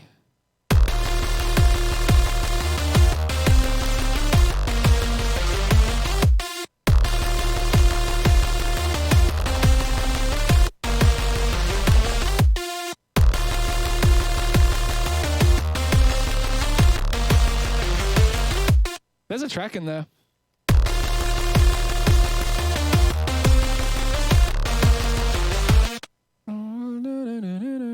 All right. I can't be bothered playing guitar today, so I'm just going to get a guitar VST out. Real-ish. Where's my real-ish? Mr. Pepper.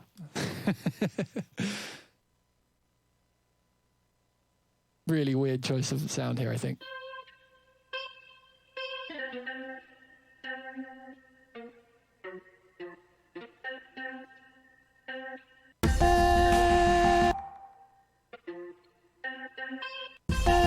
Yeah, it's not. I was hoping it would work because it's got that kind of old school tone to it, but I'll just use the crows.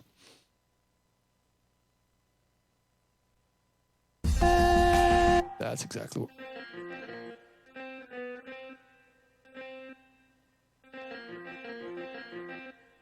No.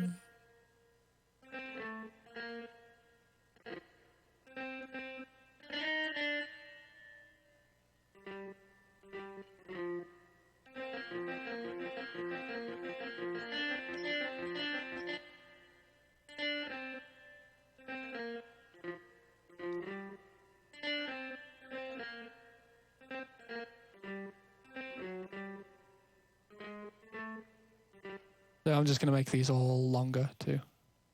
Actually, aside from this one. Oh, I grabbed it anyway. Oh well. This one. So I'm making it so that the tails don't overlap with the end of a chord because I don't want these hanging out too much. Sometimes I do, sometimes I don't. Wow, there's a lot of resonance on that. Maybe this needs Soothe. You hear that? That really high-pitched note. Jeez.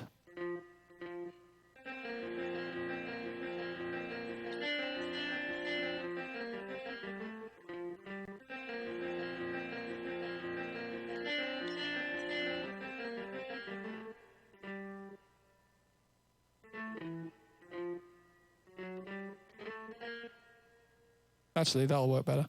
Cool. Oh, God.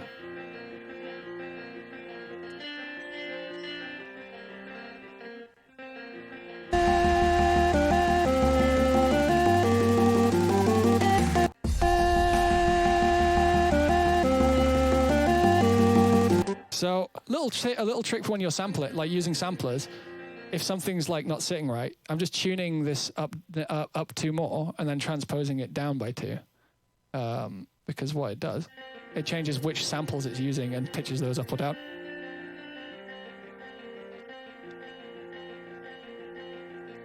It's still a little bit resonant, so I'm gonna re-EQ it. See that? It's this. This is what I'm hearing.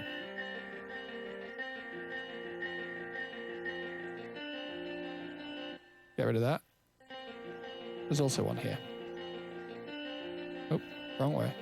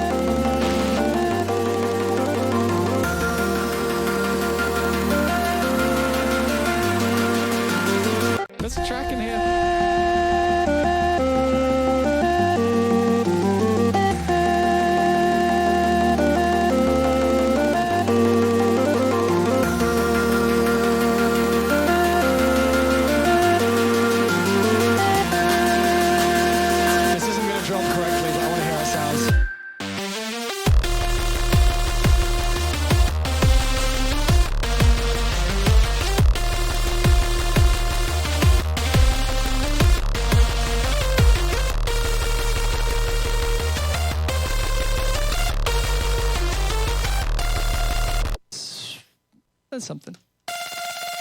Whoa! Why is it doing that? That's probably a soothe thing. No, it's not. Oh. Wow. Oh, it's the FM doing some mad shit. Crazy.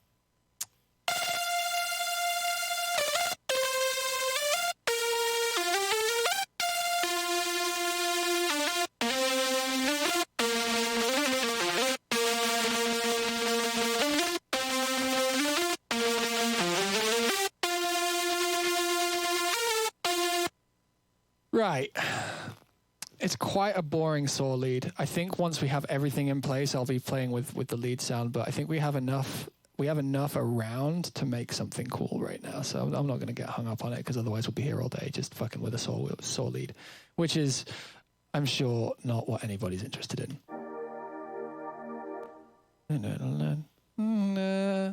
Needs to be topped by.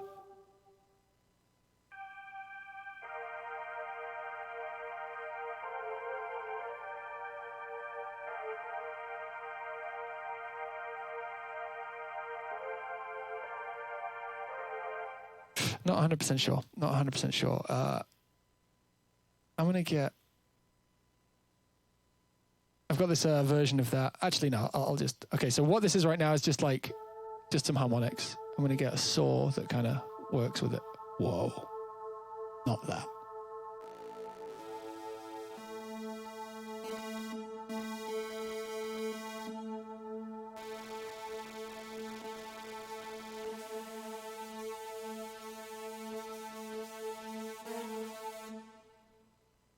Right, let's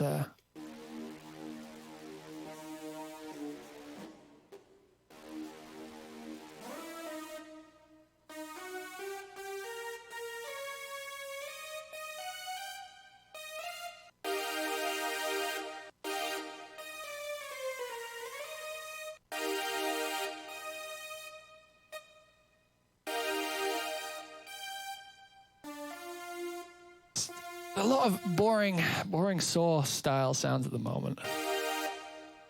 It does need some weird. So maybe actually I'm just gonna get rid of the saw.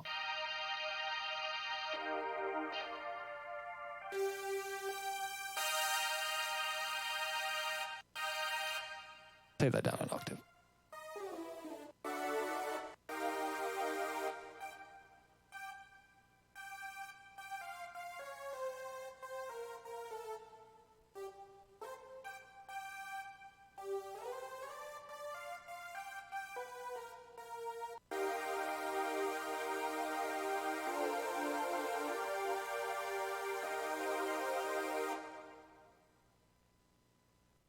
I have a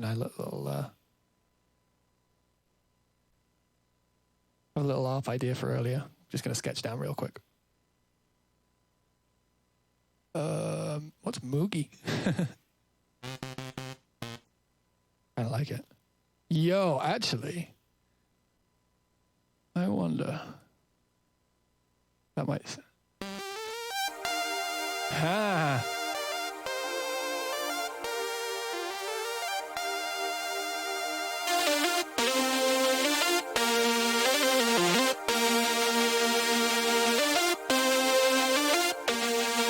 That really helps.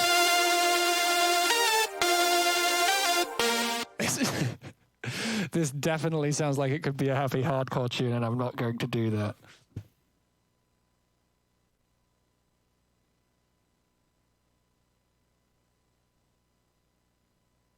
No, I did hear a little melody I wanted to do with that earlier on, like while everything's happening. In this section. I'm gonna go slow-mo.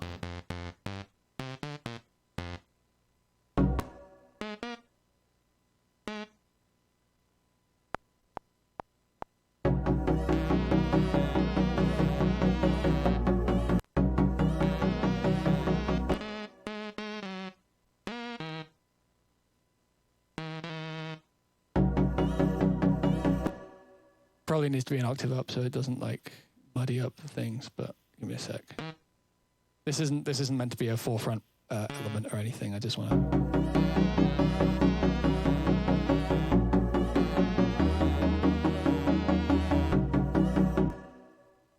I don't like the tone of it.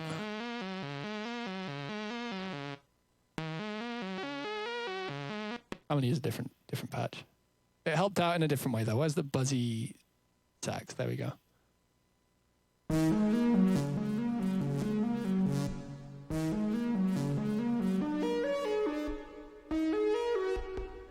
So.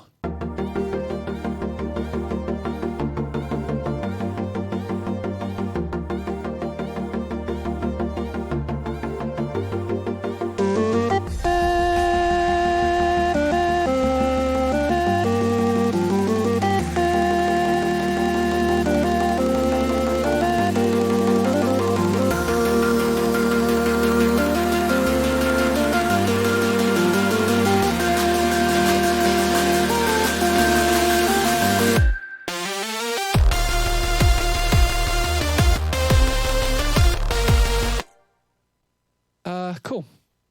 There will be some stuff. I mean, like right now, it's yeah.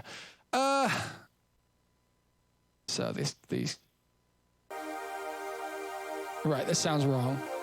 This doesn't sound. This sounds like a breakdown. This needs to sound like the main moment. So EQ will help with that. We want like.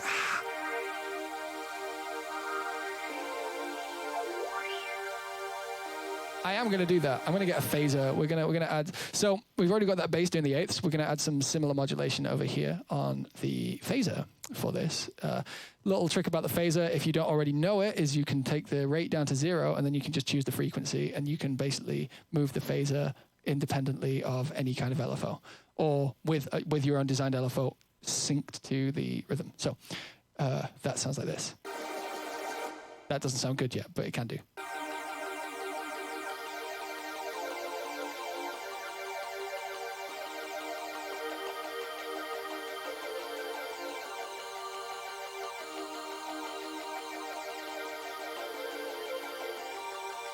That's cool. I like that.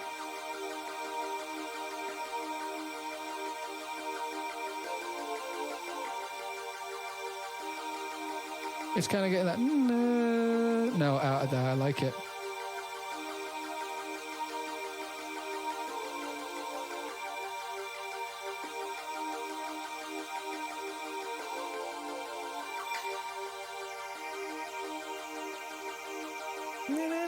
I like that.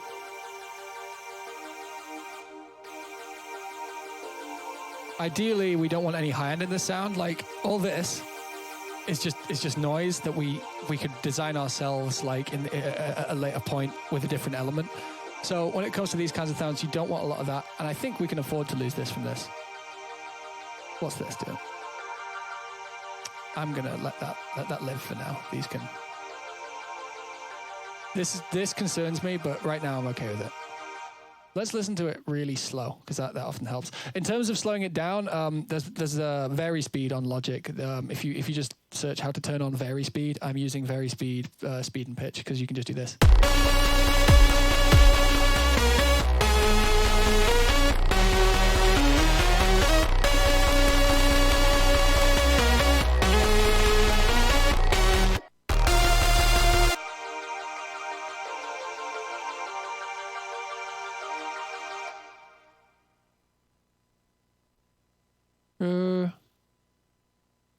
Right.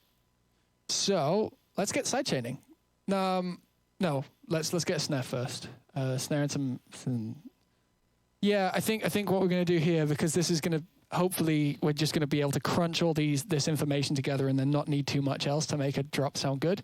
What I want to do is get things sounding correct before sidechaining, because that way you know that your elements are already working.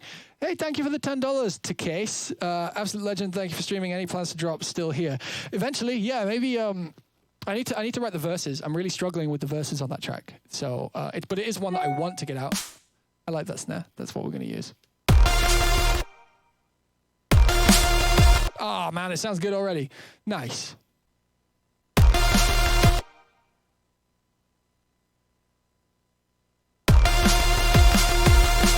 I'm pretty sure there's some pre-roll. Yeah. Ooh.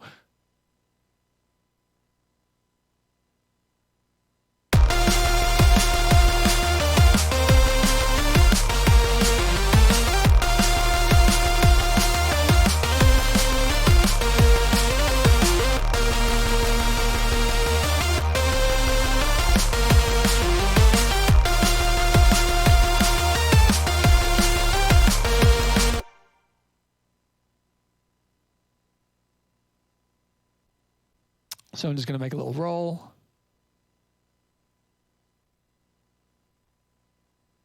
Up in here. This is so I can EQ these differently. Oh, licky. Just want to get rid of a bit of extra low out of this.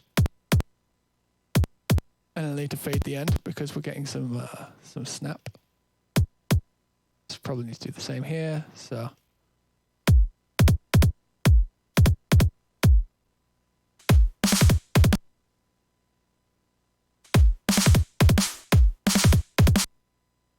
Need to do this here. And then cut this like that. Put this here, put this here. Cool. Fun little roll. I've been using this roll a lot recently. It hasn't made it into a finished track yet, so as soon as it does, I'm going to have to delete it from all the other project files I've used it in. But whatever.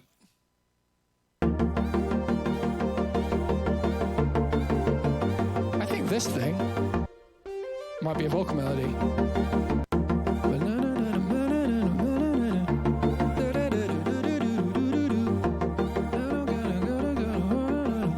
Maybe.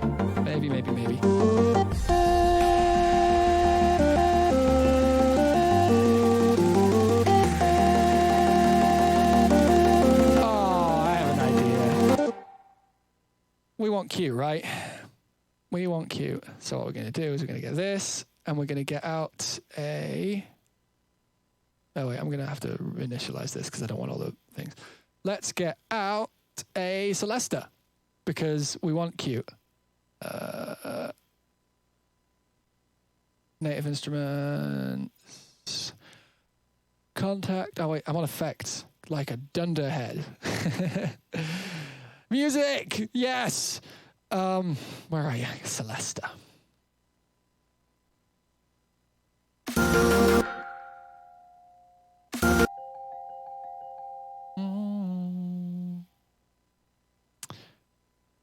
Right. This is actually, I just realized that the guitar will have been in the wrong key. So we're in G, right?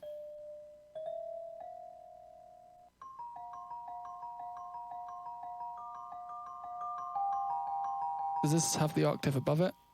No.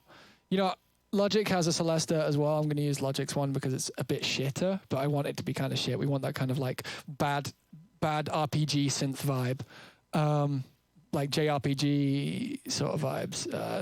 That just is where it feels like it's going for me on this. Is it in here? No, what's it under? Percussion? No. I know I have one. Somewhere. Just bear with me. Might be under mallets. I swear there's a mallets bit. Mallets. Wait, tuned percussion? No. Keyboard, wait, mallets. Yeah. Marimba, vibraphone. I'm gonna have to search for it. Okay, that's fine. Find.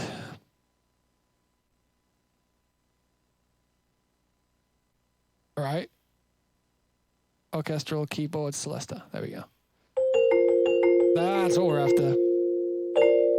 But what we want is, basically Logic has this cool thing called a note repeater, which is like a MIDI effect. I'm sure that the other DAWs have a similar thing. I'm going to have it repeat the same note an octave up just after. So we have Q.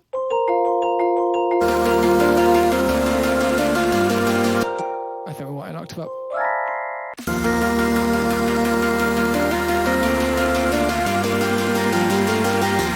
Now here's the cool bit. Is we're going to take off any of the notes on that, so we get like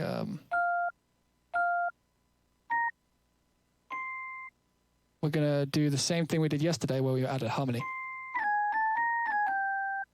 Let's do that on another channel, just to be safe.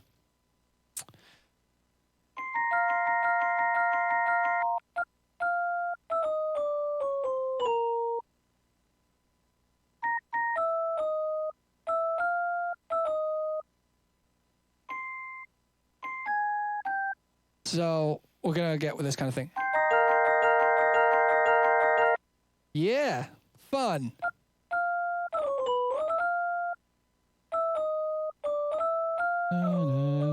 Yeah.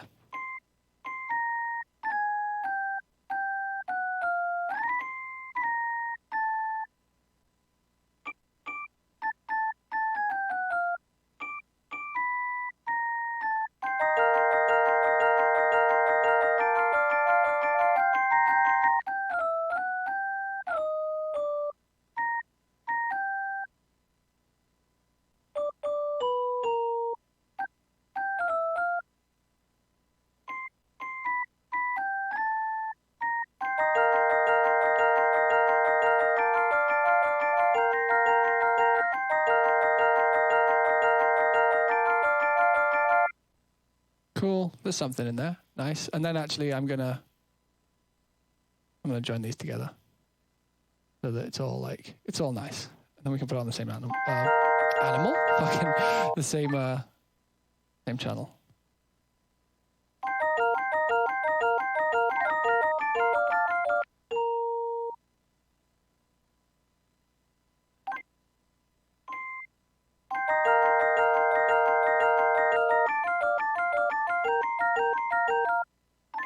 Interesting. It's a weird and nice sounding thing, I guess. It's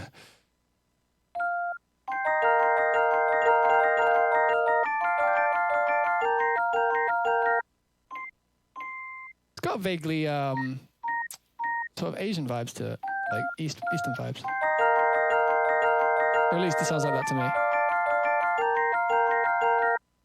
That needs to be longer. Then what we're going to do is... Actually, no, let's do that that's what we'll do. Okay, so we're going to vibrato that. Vibrato, not vibrato, I think, maybe. Pitch via LFO1. Normal things.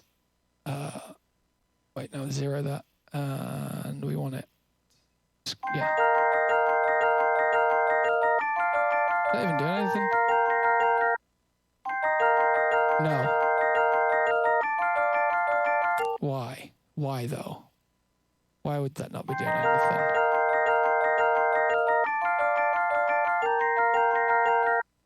Destination, pitch from LFO1. Let's try LFO2 then. Am I on the other channel? I think I'm playing with the other channel. Like an idiot. Yeah, I am. Shit.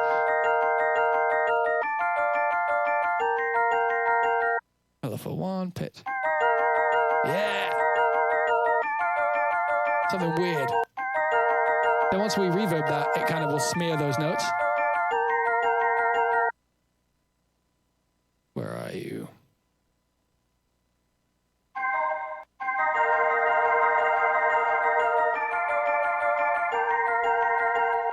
There's some kind of semi-offensive frequencies up in the higher register. Like, it doesn't come in until the second chord. It's that one. This one here, check this out. That's the one, we don't want that. And we definitely don't need any of that.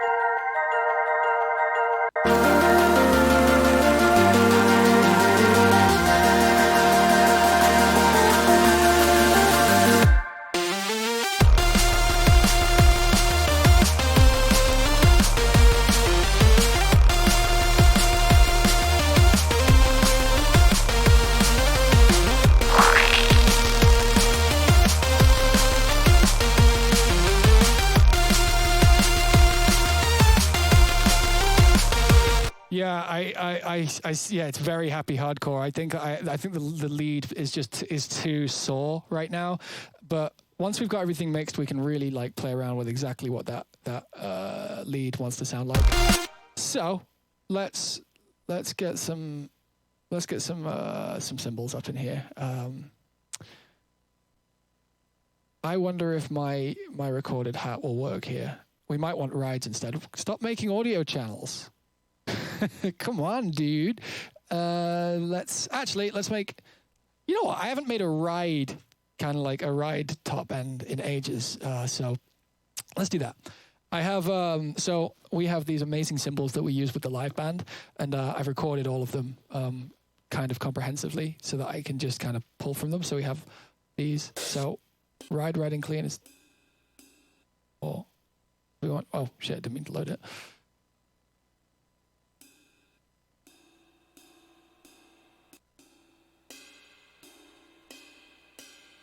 So I've recorded them really slow so that I can slice them easy.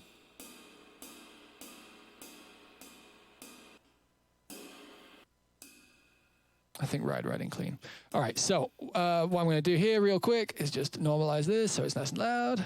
And then what we do is slice at transient markers. So this is something that where Logic just reads where each ride hit would start. And then we convert this into a sampler track so that we can play these with MIDI notes and then we don't have to be worrying about moving around audio regions. And then we can build ourselves a nice little ride channel. And that's what we'll start with for our high end, which is something I very, very rarely do. I very rarely like prioritize rides over hi-hats. So this might not work because there's probably a reason I do that. But for now it's rides.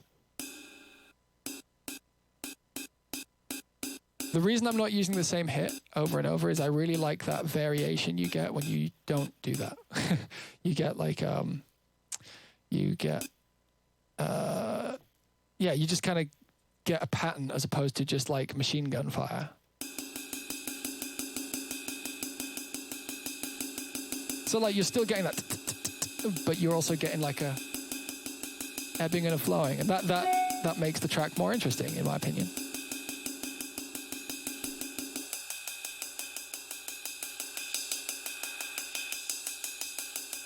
So these are hit with nylon tip sticks,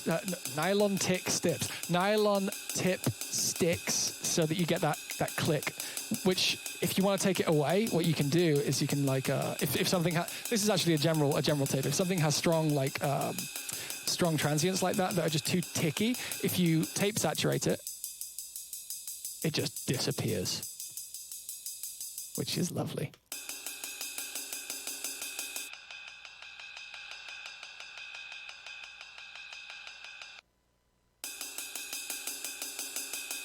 I have a feeling we might want to pitch this down.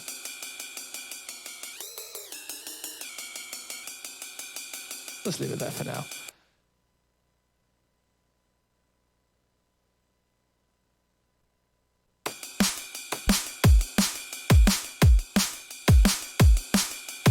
I don't know if this is going to work, you guys. Let's distort this a little.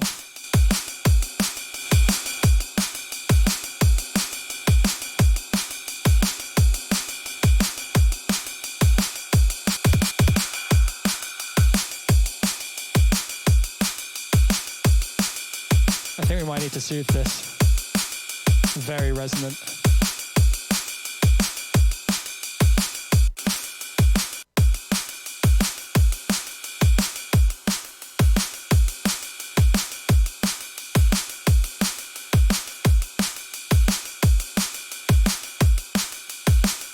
Cool. We're going to need hats. We're definitely going to need hats, but that's okay. We can just load up those hats from Monday. Byzan's Har. Let's get some like from these. Do we have heavy ones?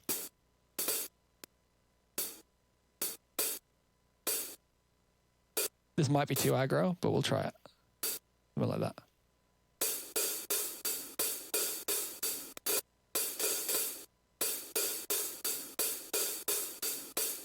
Are they getting cut off? Are they like fully like, is that sample running out? Yeah, it is.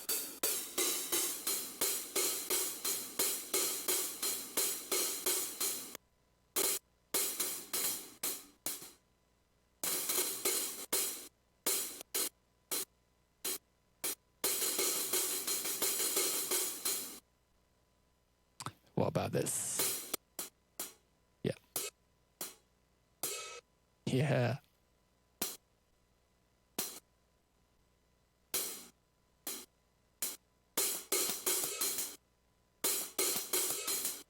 That's cool. That'll sound cool underneath the kick.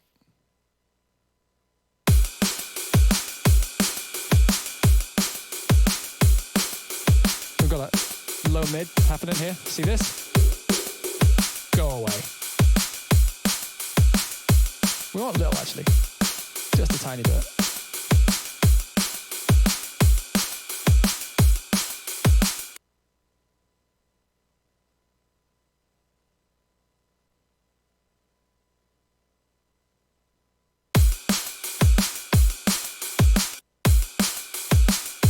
Chances are this is just going to become a wash, and I'm going to need to add like some really stark forefront elements to make this work. But for now, I'm pretty happy.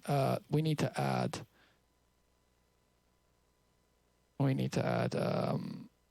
our sidechain layers. So that's the kick layer. This now needs to become the kick and snare. Oh, I just looped that. Damn. We can delete all that. Kick, snare. Cool. That's done. That's lovely. So then we can just copy this. There's an easier way to do this, but I'm going to just commit to the drag copy now because that's what we're doing. Oh, no. It's punishing me. All right, cool. Let's sidechain these cymbals because we don't really want those transients just like doubling up there.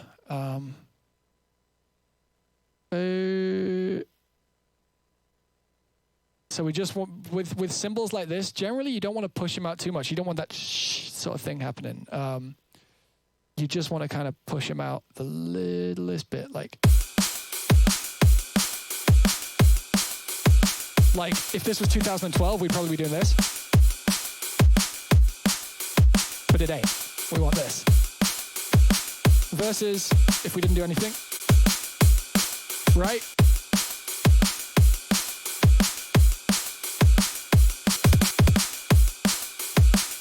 Yeah, long messages are over, I think, 250 characters now. I feel like that's a good amount. I don't want people like bombarding big paragraphs, but also, you know, I want you to be able to express yourselves.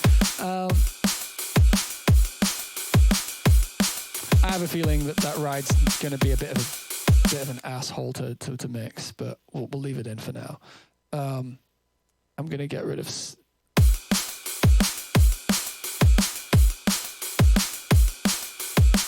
Maybe the other way around.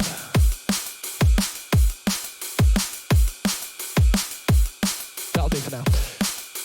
Right, so let's get the kick and the... Oh, really cool trick we might be able to do on this one, which I never do, or never get the chance to do.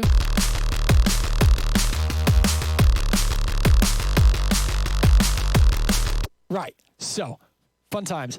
We're going to... okay, so the kick, the snare, and the bass might end up going to the same channel. Sometimes this works. Sometimes this is like exactly what a track needs. It's a weird way to run a mix down. But yeah, sometimes it's exactly the right call. So how this works is I'm going to sidechain the kick. Sidechain the bass to the kick and the snare as you would kind of normally. So what I actually do, which isn't normal, is I will sidechain the low of my kick, the low of my bass sound. So for that, we don't want to hear the snare right now. We want that to go away. I'm using a ghost kick trigger, kick only, not kick and snare, kick only, right? And what we're going to do is that. So wait, what channel is that? Audio 14. So we're going to sidechain the low end independently from the top end, because the kick is a given length, but the kick is a given length that we want to cancel out the low end, right? The top end, when you sidechain it, isn't so much for mix space, it's more for effect. Generally, you want that kind of pumping sound. And so what this does is this enables you to maybe do a shorter or maybe longer sidechain on the low end to make room for just the low end of the kick. That way you're not pushing out more or less of the sub based on what sounds correct in the top end. I'm not partnered yet. And I'm not affiliate yet because there's a really scary form I need to fill out that has loads of like tax declarations and stuff on it, and I don't really understand it, so I need some help from my accountancy team. We'll see what happens there. So that's too much. So what we're looking for here is I'm going to turn the bass up a tiny bit actually. What we're looking for here is for it to look like one thing. So we can actually see right now that this is okay.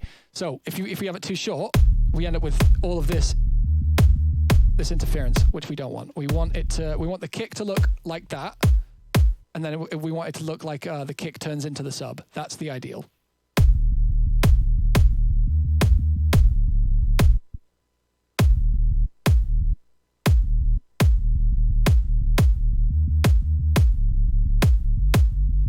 I guess that'll kind of do for now. Like if we turn this up.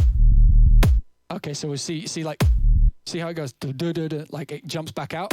That's exactly what we do not want.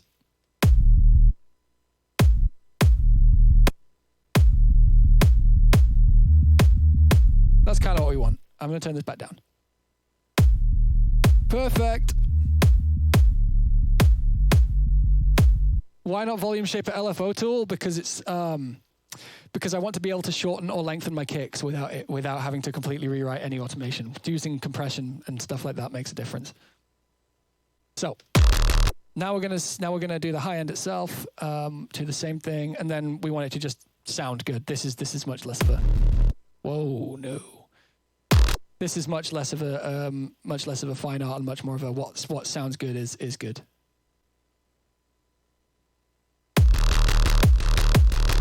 So that's too long.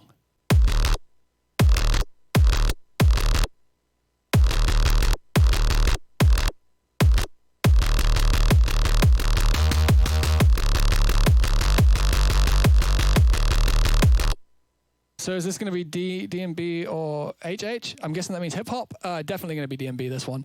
If we get a good drop together in the next 45 minutes, I'm going to move on to hip hop. I think I'll sample some vinyl thing and we'll make like a cool beat. Whoa! What happened? We had 500 a minute ago. Now we're on 214. What the shit? People get busy going to eat.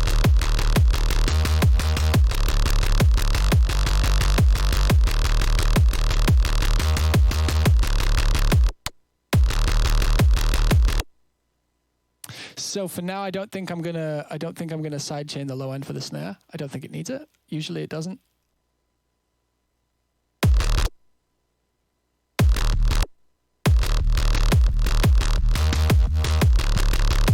Generally, you only want a really quick snap out with the snare.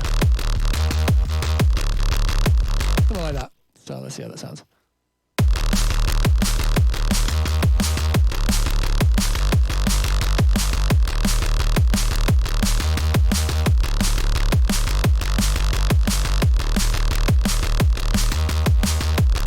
So one thing to note here, we're not losing low end. We're not losing low end for our snare. The sub is staying in place during the snare sidechain.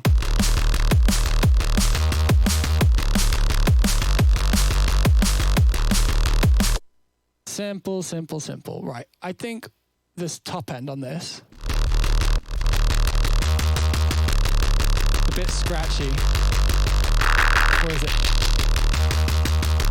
I think maybe it might just need the top end saturating, just like an exciter, like tape exciting. See this?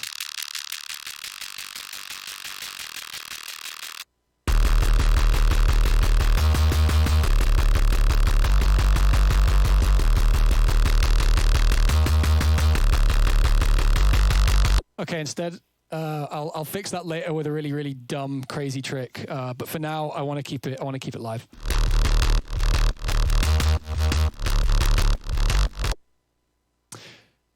So these are all in mix. No, these are all mixed, kinda.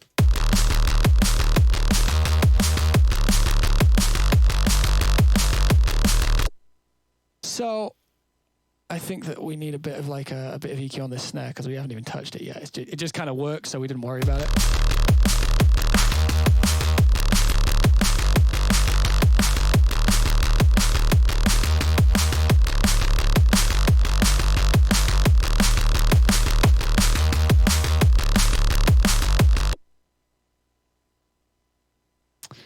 Right, so. See, yeah, that ride isn't doing it for me.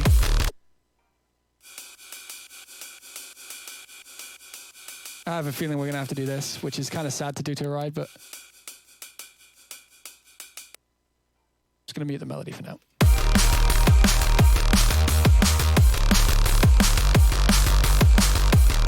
So this pad, this might want side chaining really heavily, so it does pump in that way I was talking about, like the 2014 kind of yeah sort of sound. Sort of like this, like.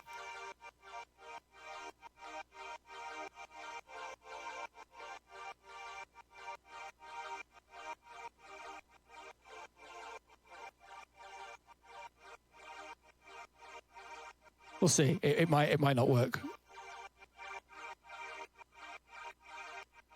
There's also a bit of a resonance there. And here. Oh, I'm slightly out.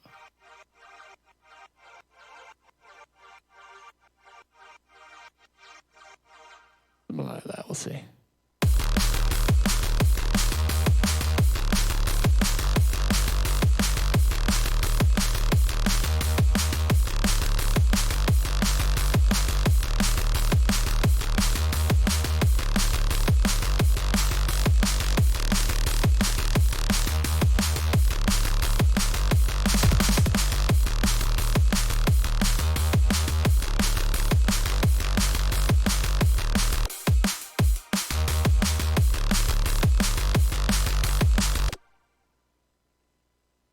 Resonances? No, not really. If I'm gonna have like a dynamic response to resonance, Blue Drake 3 or Blue Drake, that's probably what it is.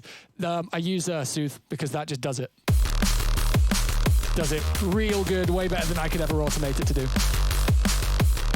Actually, what's Soothe doing? Yeah, doing a good job there.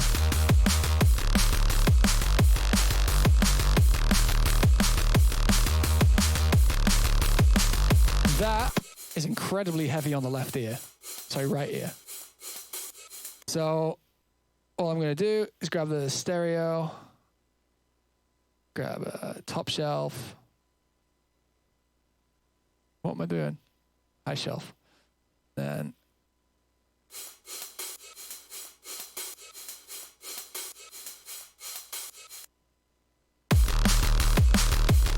oh wow, that's lost so much life for that though. Oh no, it's the low.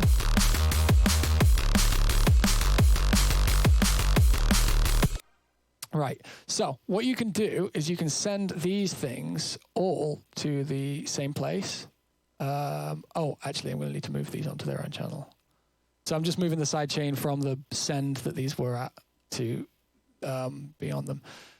So then, yeah, we do that, that, and that. Actually, I don't want that. And then we're going to bus all these things together and then multiband them together, like with multiband compress. Sometimes this is a really, really easy way to get a mix sounding really fucking pushed in a good way. This may not work. It's a bit of a hit or miss kind of technique. I'm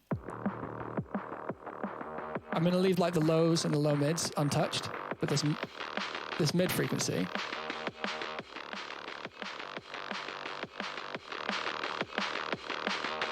Do you see how much that's changing that?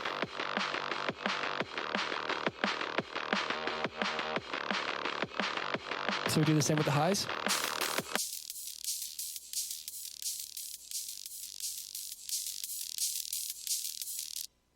Generally, I don't think I would do this on a final mix. What I would usually do is have this there for like the creation period and then take that off. And then when it comes to stem mixing, which is actually generally how I finish all my tracks, I'll finish it in this project file, turn it all into audio, and then like be horrible to each individual element until it mixes well.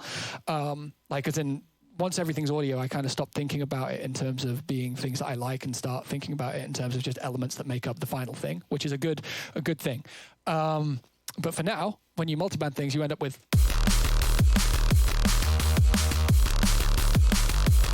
before sounded like this, which is fine.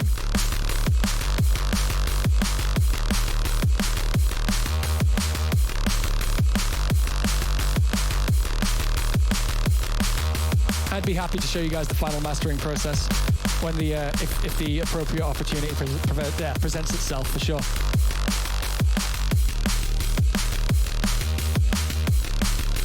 Right, I'm going to go slow-mo mode and slowly introduce this lead. Slow-mo mode, so we're going minus 13%. I don't know.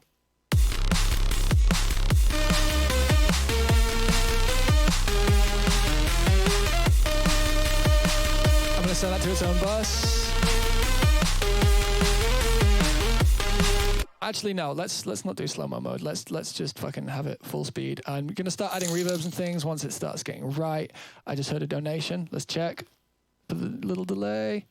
Hey, Jules35569, thank you for the $10. Your stream makes me smile, keeps me entertained while stuck in quarantine. Love what you do. Thank you, guys. I really appreciate that. Thank you, Jules35569. I appreciate you, dude. Thank you. Let's get a sidechain on that. Bus 1.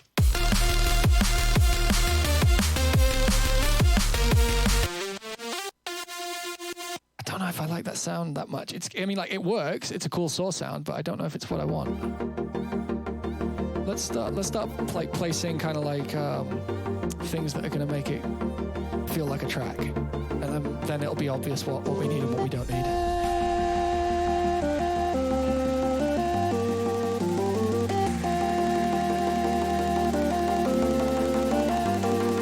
It needs a drum roll. Before we do anything, before we listen up to it and it drops, we need a drum roll. Let's get some Dan. Where are you? Oh, I understood. Bossa.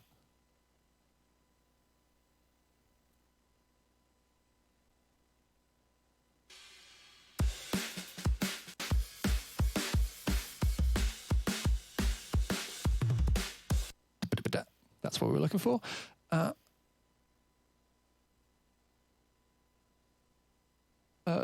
Speed effects.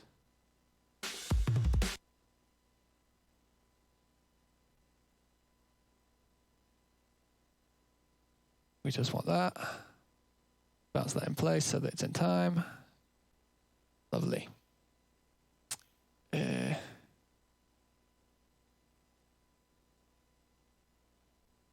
So let's just get this transition cool. I'm just gonna have to loop this for a second. This is gonna get real annoying, but it's necessary.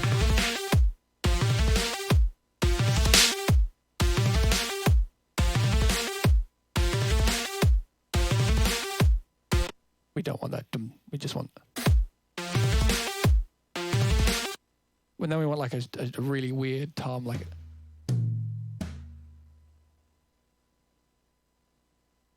Also, I think this could do with dropping out, like.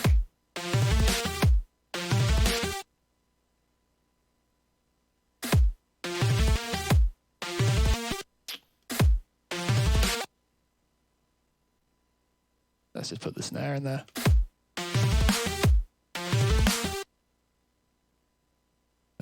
This could do with being normalized so that it's nice and loud. Lovely.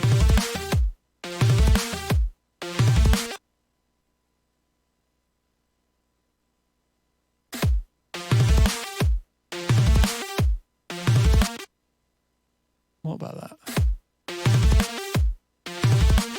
I'm trying to get this effect so it goes like, and it hits on that offbeat just beforehand, but I think it's the sort of thing where I'll have to loop it and do really annoying shit, and I don't think it'll be very entertaining for anybody, including myself. got the crash in there. I think we still need to do more cymbal work. I don't think there's enough there for that to be quite right yet, but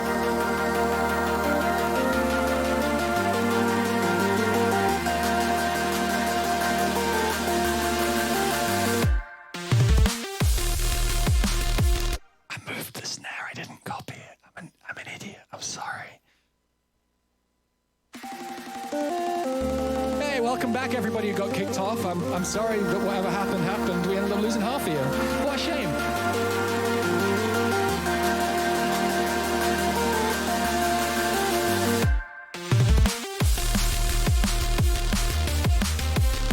Right.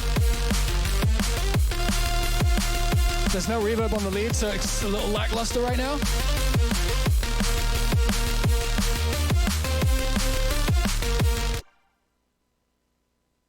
I think I'm gonna make a couple big changes. I'm gonna make, yeah. I think we really want to change this up. I don't think this is an 8th C tune anymore. I don't think this is an eighth C. Yeah, I think maybe we want this. Where are all these 8ths coming from? I think we literally just want to... What's this on? What's this effect in?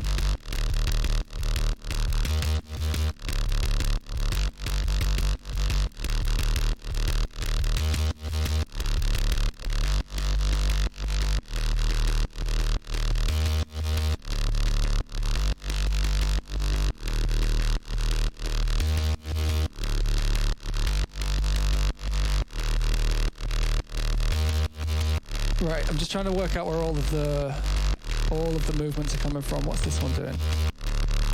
EQ volume, that's right.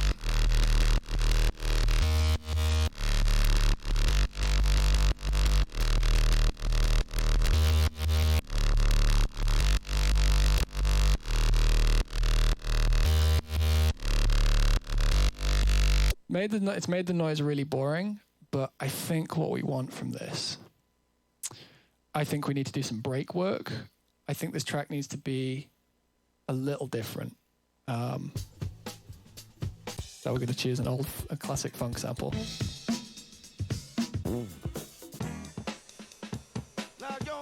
That might be the one.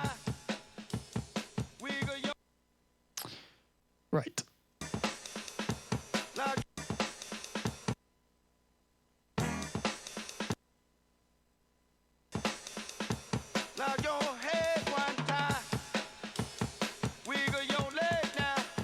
Deleting the vocals. So shake your leg, leg.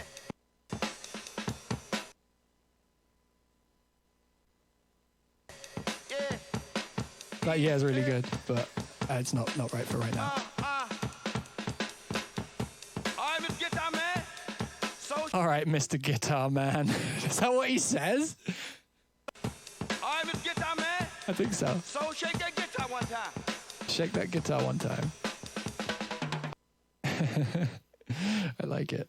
Okay, so slice at transients. Let's see if this has done a good job. Sometimes it really freaks out over audio like this and doesn't do a good job. Oh wow, Logic's behaving so well today. Can we get some big L's in chat for Logic being a good dude today? Would that be okay? There we go. Well done, everyone. God, I'm drunk on power.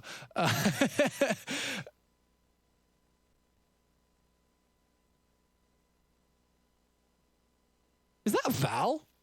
Is that a Valentin emote? I want an emote.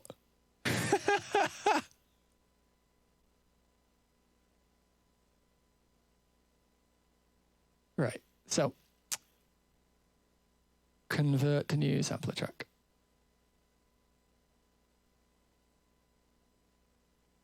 Right, so we can hide this channel for now. And then delete that. All right.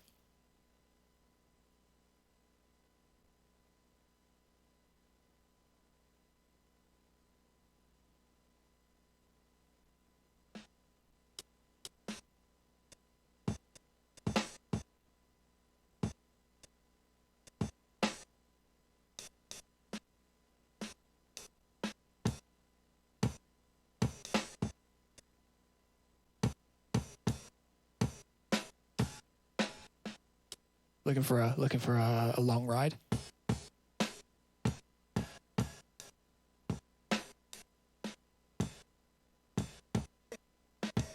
I don't think there is one. That might work. Let's have a look.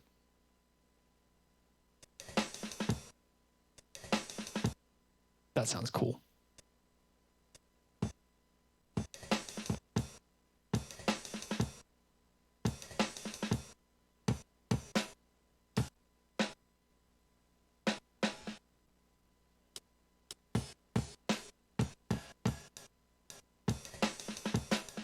Ooh.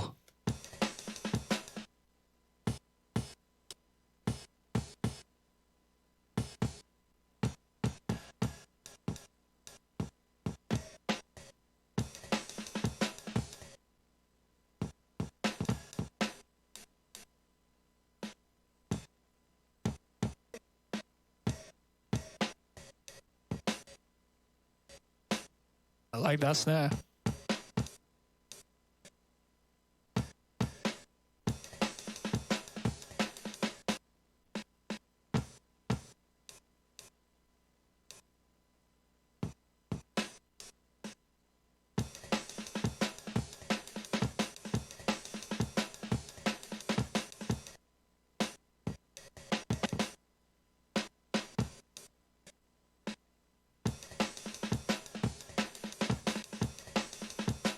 Sick. I don't think that's going to work. I really want it to, but I don't think that g at the end is going to work.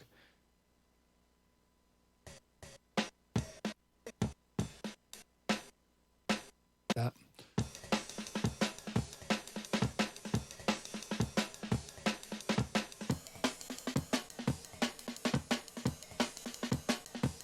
Probably going to Saturn this. Usually is the way to go.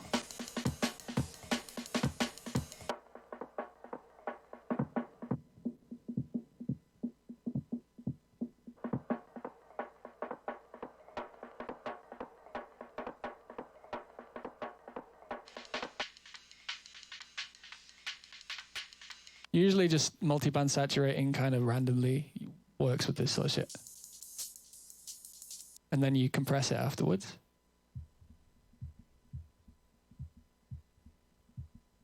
I love the sound of clean tube on low, though. I think clean tube's the best for low end. Fight me if you disagree. Actually, no, or gentle saturation. Gotta be honest, you know. Credit where credit's due to gentle saturation.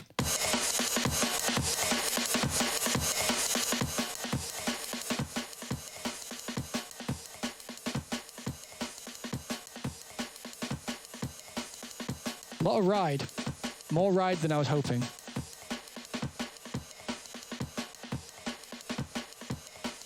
Might be okay. We start distorting.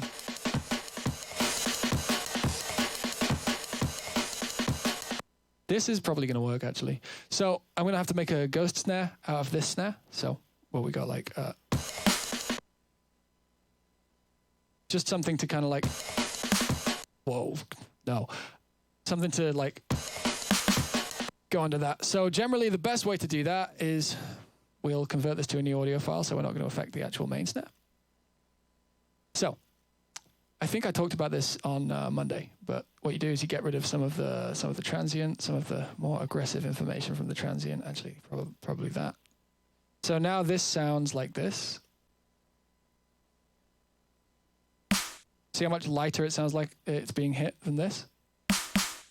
Whoa, did I do it to the main one? I have a feeling I might have done after saying all that. Yeah, I did. Oh, shit. Right. Convert to new audio. Oh, no, not that. Right, so yeah, I'm gonna get rid of some of the transient information. So I was planning on getting rid of this much. So it's like that. This will now sound different to the other one we've got. So we've got heavy hit and then light hit. See how like the initial bit's a little different. Like, of course, we're going to have to change other things for it to sound smaller, but. So we're also going to get rid of the overtone on the low end. So we need this. So we just want like that.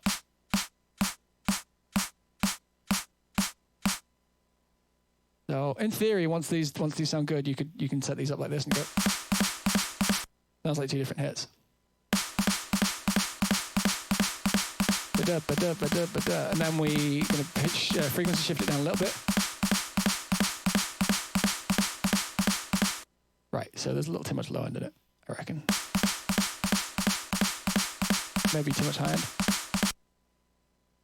Right, so we add those there.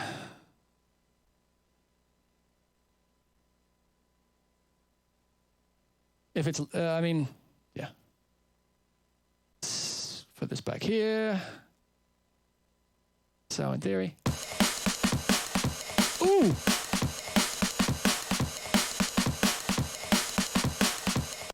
Hell yeah. Still a little snappy. Still a little bit too much of that. I think maybe we gotta get rid of that.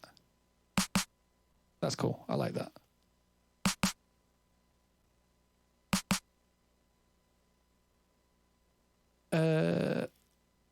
Let's see how all of these drums stack up together. I have a feeling we're going to have to add some stuff to kind of accentuate like some of the offbeats. That's fucking aggro, isn't it? Quite like it. I think a little side chaining is in order.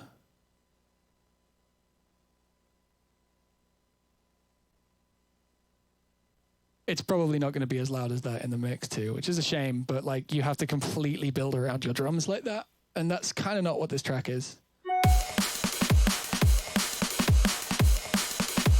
A lot of mid coming from that. I think we need to EQ it a bit.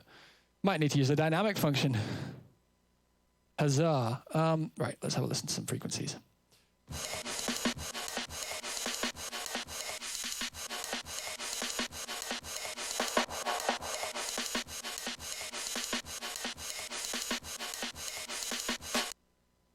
And I'm going to do something, yeah.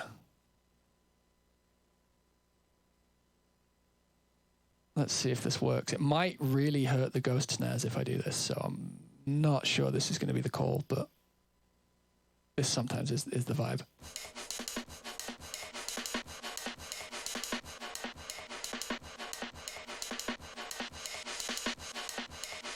So I'm just enveloping the top end.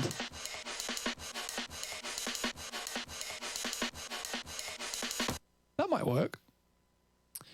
Let's see how all this sounds together.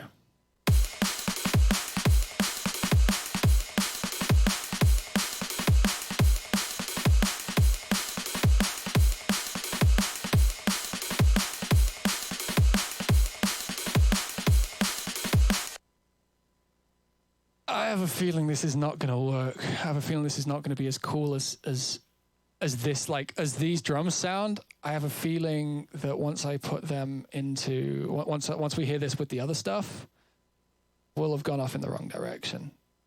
Maybe I'm wrong. I'd love to be wrong about that because these drums are kind of cool. Maybe I'll just export them and we'll use them another time. Ooh, didn't expect it to play that.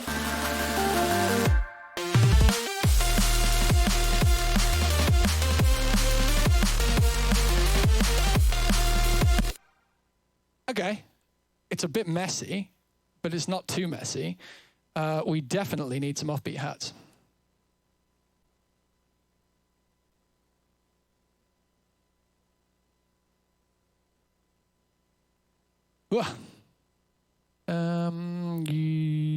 Let's use the surf hats because they're sick.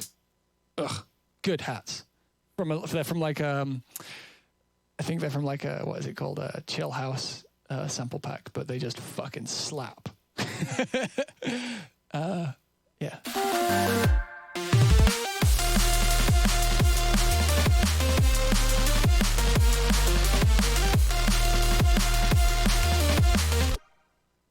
Might be a different. Oh no! Actually, best call would be just to put them back in and then just have them on eighths, like, and then sidechain them out. So one thing that can really help unify your drums, and this is on any genre as well, like I know that we're doing drum and bass today, but this works for pretty much everything, is having something like this that's really incessant and horrible. Well, not horrible, but like just that. Kind of hard to listen to, a bit aggressive, a bit, you know. But if you have this, make sure it's like nice and very aggressive. Try like that a little.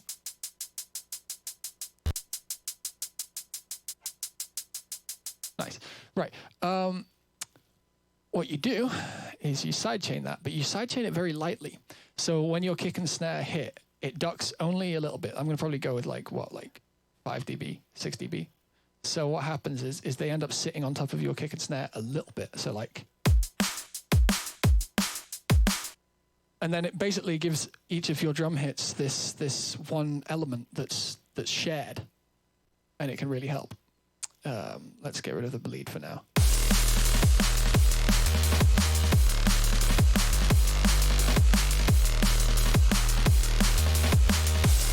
I don't like the open hat anymore, like this one.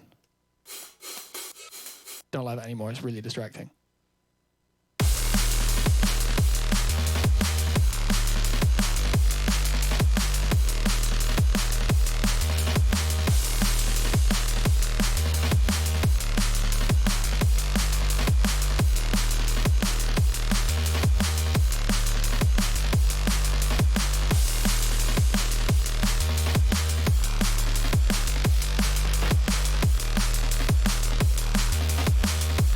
Those ghost snares are sticking out in a really weird way. Why haven't I done that yet? Jesus.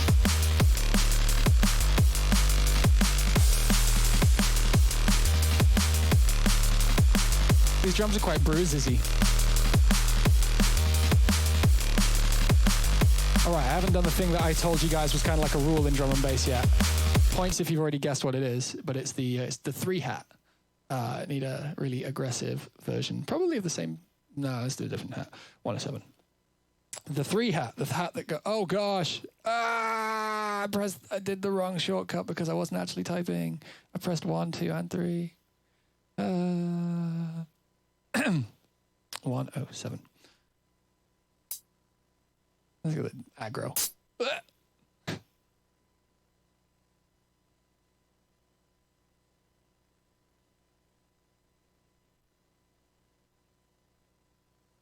No, we don't want that. We just want an EQ. Just an EQ today, please. Thank you, please. Thank you. Great. Love it. Track done.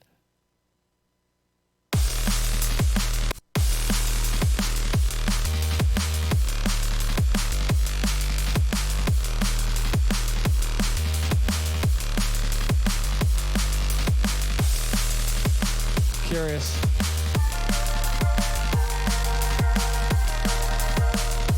Do I get my samples from Splice or packs? It varies. It varies. Like Splice, if I'm looking for something particular, like say right now we wanted a Lin drum sample, like Lin drum being the classic.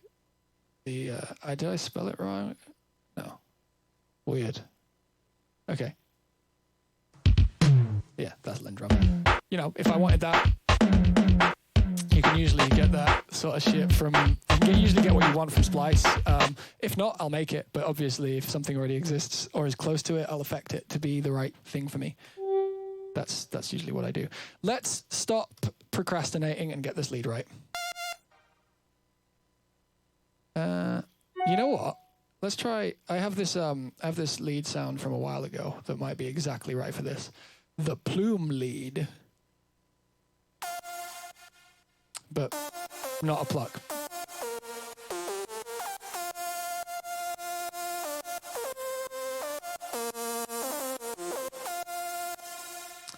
I thought that would sound better.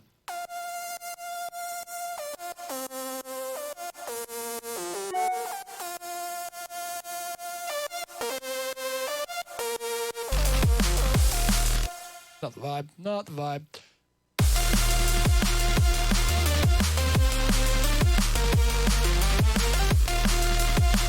just sits out front. It's not wet yet. Let's take a step back.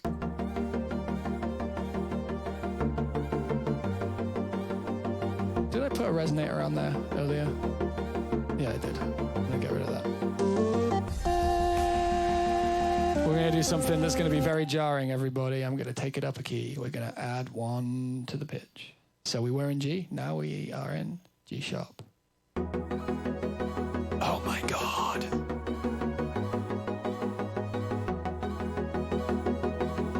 It's totally ruined that fucking thing.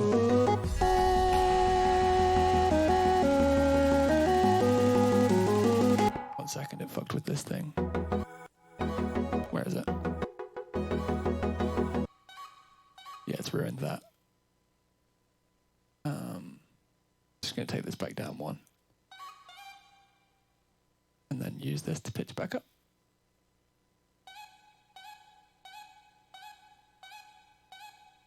Quick little point, I'm gonna put that over the drop 2. And then we're gonna listen through to it. And then we're gonna know exactly what to do because it's a new key, and that always helps refresh my brain on the track.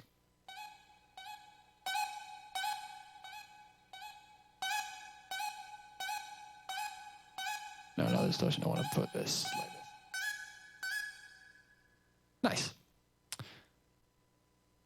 No loop on. All right, let's listen.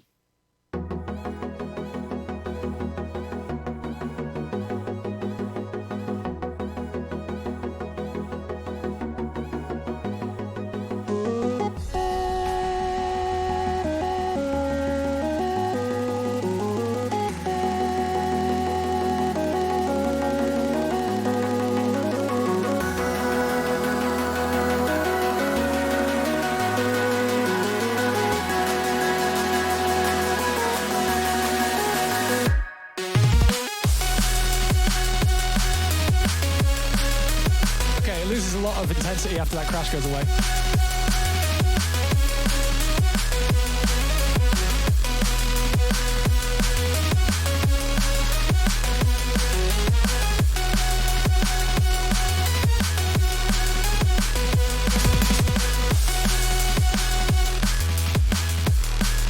Yeah, this synth. No, this one. This, oh fuck's sake, is horrible right now. So we're going to EQ it, and then we're going to fucking grain delay it, because that tends to work with this sort of shit. So as this is a bit too strong, we want kind of like a... So when you get like grainy with these things, you end up with this kind of like weird sort of thing. So I'm using this thing called Portal, which I only got recently on Eliminate's recommendation on his YouTube channel. Eliminate is a great producer, and if you haven't heard his stuff or listened to him, you should. That'll do that. That's my plug for now. So we're gonna. I wonder if we want to like take this up an octave and pitch it down using grains. That might be really cool. And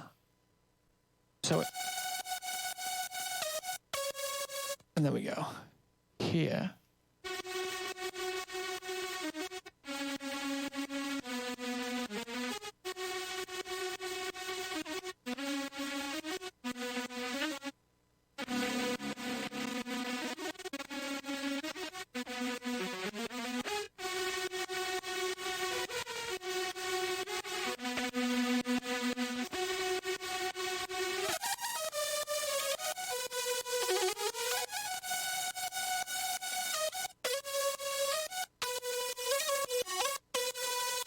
Sick.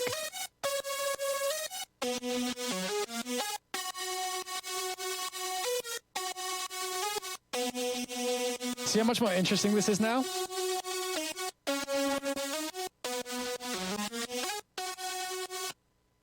He didn't no, Achilles did not donate another 3,000. I don't know what would happen if he did that. I don't think I would survive. I don't know what would happen if that happened. But it was legit, which is fucking mental. Oh, I don't even want to talk about that shit. It makes me anxious in a weird way. Yeah.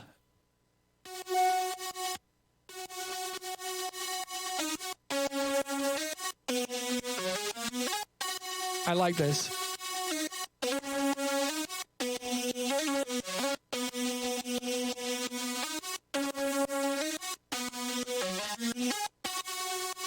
I really like that sound, actually. It just needs delay now. I'll do delay on ascend. Tends to work better for like main elements. 12, fuck it, and then bust back to 11. There is a clip of the 3K somewhere. I stopped speaking for about 2 minutes, and I'm just kind of staring at the screen, as anybody else would probably. So, delay. I really like this delay plugin. It's good. I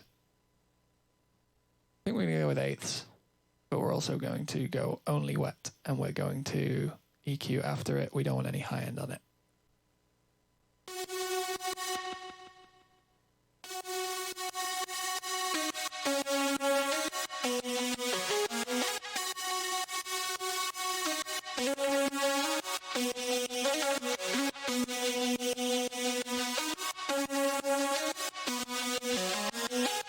Sad and super happy. Yeah, stuff like that gives me like mad imposter syndrome. Like when good things happen to me just kind of out of the blue, I feel like I haven't earned them as anybody else would. I don't think it's a weird response. It's just like, you know, I'm there making music and having a good time, and then suddenly something like that happens, and it's fucking like, and you know, obviously I'm completely beyond grateful, but like it's like, why I get like, whoa, do I deserve this? Like, it's a weird one, and I fucking, I'm already getting it by talking about it.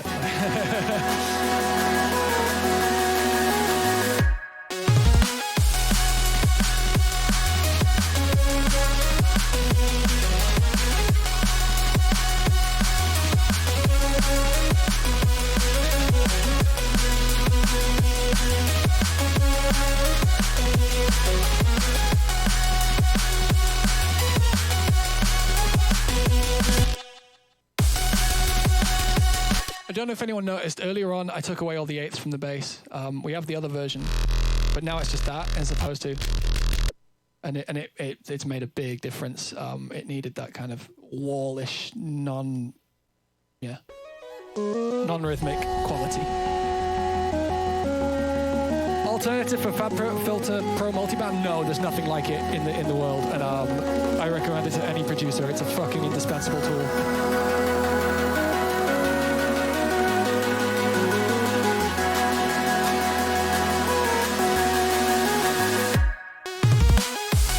Wow, that's way quieter.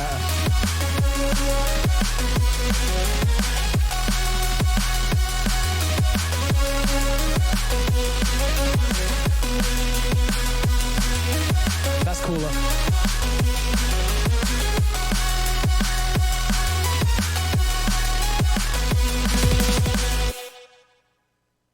Well, we have something. We have a little track.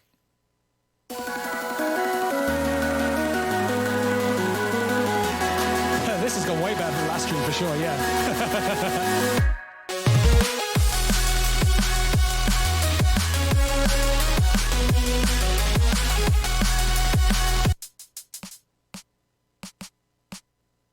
Something about this is really annoying me. I think maybe we want a very different ghost snare. I have like a ghost snare that kind of always works, so let's see if that, what is it, Ghosty? Oh no, that's a project file. Not that one. Not that one. I think it's actually called Ghosty. Let's see. Yeah. Let's just fucking throw it in. Just fucking put it in the music. Put it in the song, and then maybe it will be nice.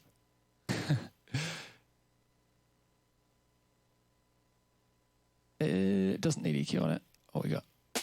Yeah, fuck that. Let's see how that sounds. Much better. See, sometimes you just got to throw in one of your own samples. It already works, you know? This sample is old. Like, I've been using that sample of mine since 2012. Fuck. 8-year-old sample. Old enough to be a dickhead. I don't know.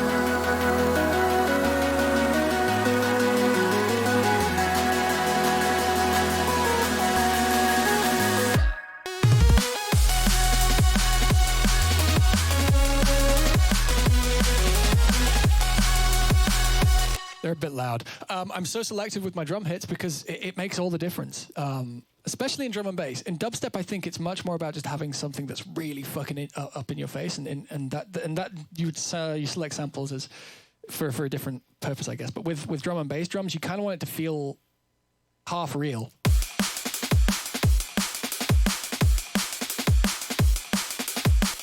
If I hear that in your track, I hate you. No, I don't mean that.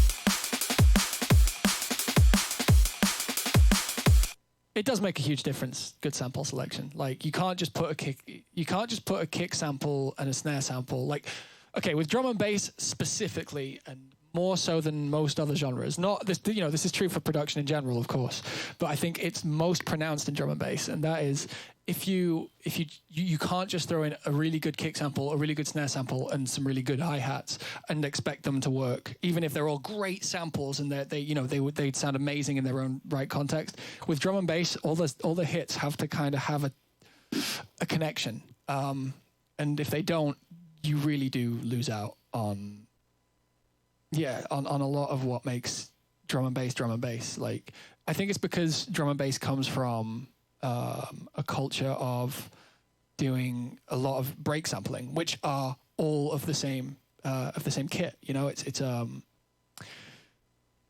like the Amen break is just one drum set, and every hit comes from the same recording. It's in a room, it's real, and you kind of want to be partially emulating that, unless you're doing really electronic stuff like kick clap or that's a whole other thing. But when you're making kind of standard, I guess, centrist drum and bass, that's what you want to do.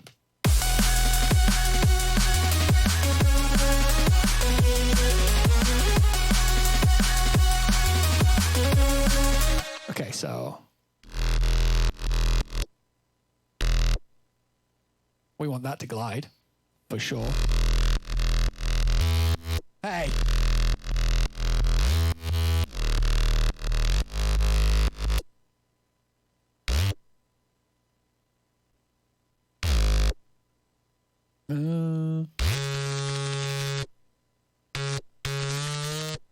Yeah.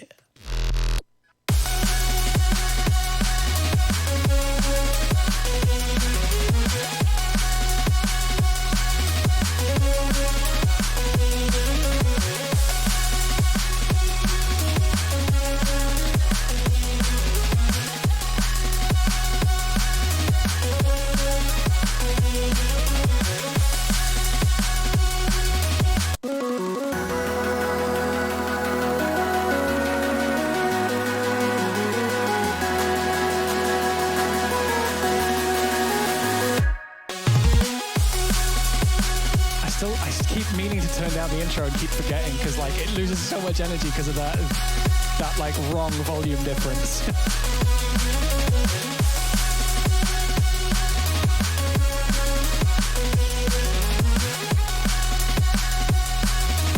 Just to illustrate my point from earlier about how much the snare affects what track it is, I'm just going to grab one of my good samples and just kind of show you how much of a difference it would make if this track had a very, very different snare profile. So we got sorry about the tiny bit of feedback. That's probably because I've got my speakers on reasonably loud in here now. So something like that instead. What we got going on here? That's fine. Okay. Have a listen to. This might be better, but have a listen to how much this changes what kind of track this is.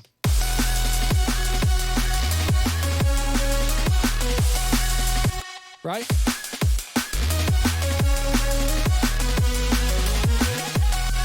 Very different track. You can do that with anything. This is a snare I stole. Right? Different track. That's the thing. Something like that. That's from the Belly Alive Club. Yeah. Snare choice really does make the track what it is. They don't all work, but once you've got a mix down, that you've got something. Snare from California, the Fox Stevenson. So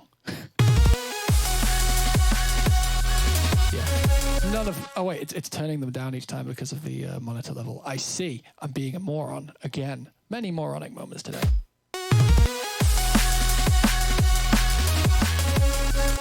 Anyway, you get the point. I think we can move on. I think we're good. I mean, like, all of the rest of making this track into something is kind of like just sort of arrangement and I guess just decision work. I do want to try one thing. What's going on here? Yeah, I do want to try one thing.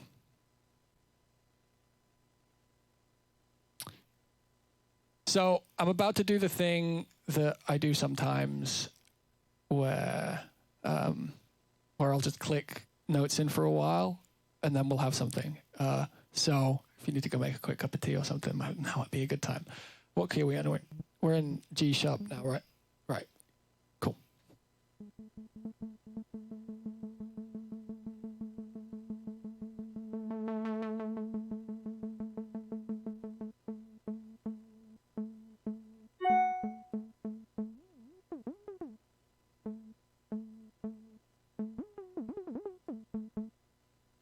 Cool.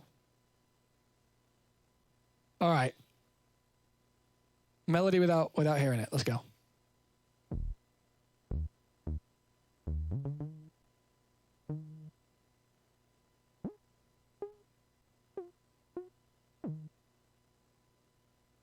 Well, I'm going to turn that down.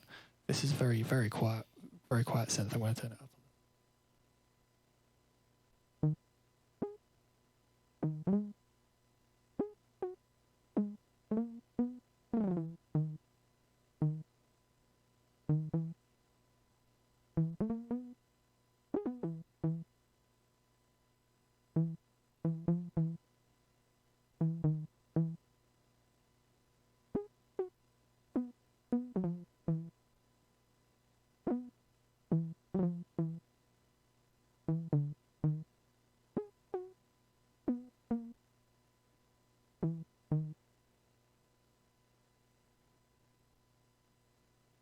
I've done it wrong.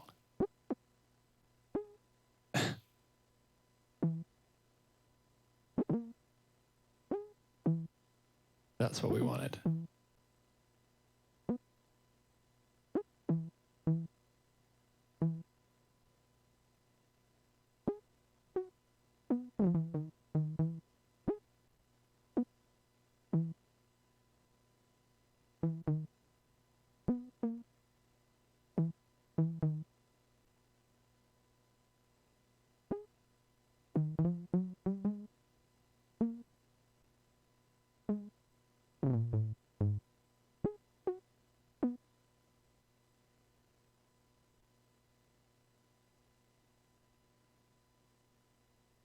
Yeah.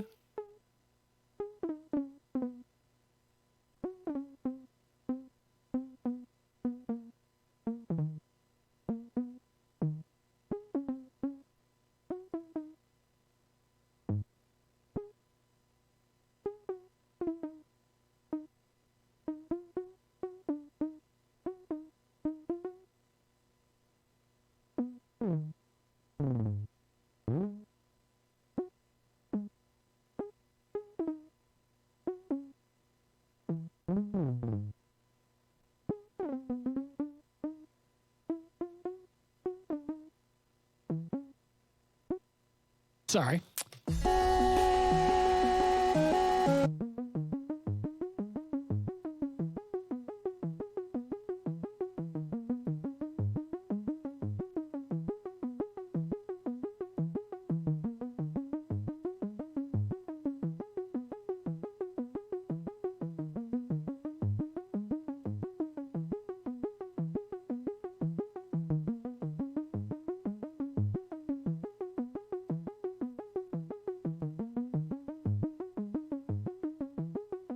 Hey, if you're going over 250 characters, like, damn, that's a lot. What do you need to say that's that long?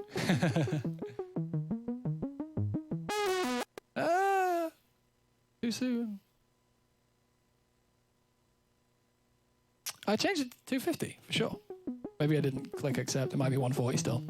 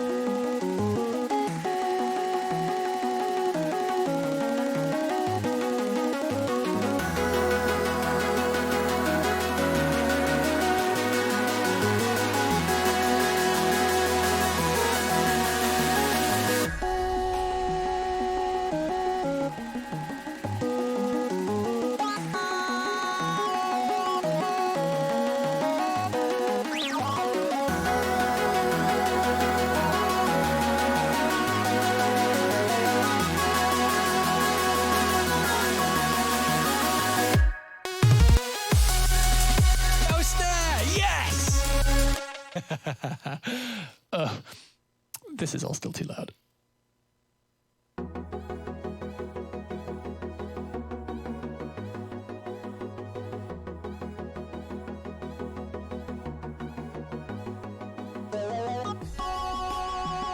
That doesn't work. What will work is if I do this. No, shit. Compare. Ah, fuck. Whatever. Mod wheel. Do this too. A little more. And then a little bit of this. Only a tiny bit.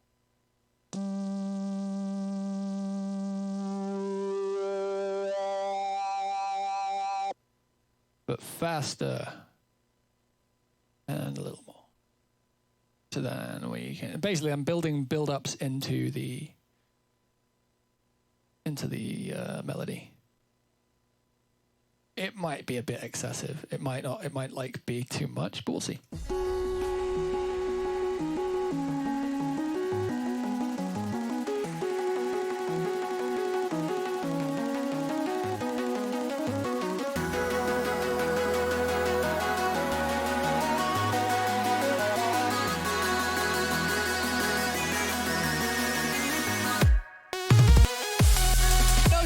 I forgot. Okay, I need to put that shit back in.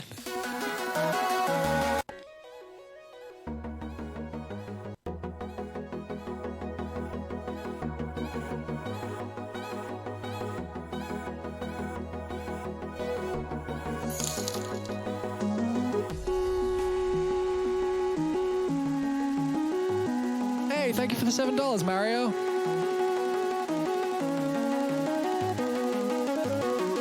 You're speaking my language, Mario. Okay.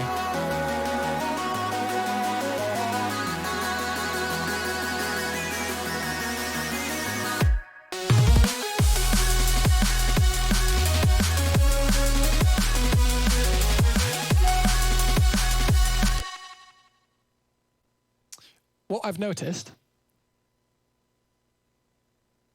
you know how it goes da, da, and then holds that note forever? I think there's a lot of room in this part before it goes da da da, or whatever the fuck it does. In this section, in this whole bar of thing, there's a lot of room to create bass movement.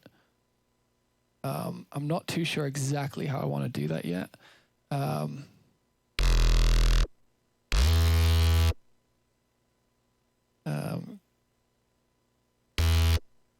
I'm going to slow it down and see if it, like, often when slowing it down, you kind of, because you're hearing the track slower, you get bored quicker. So I'm going to check that.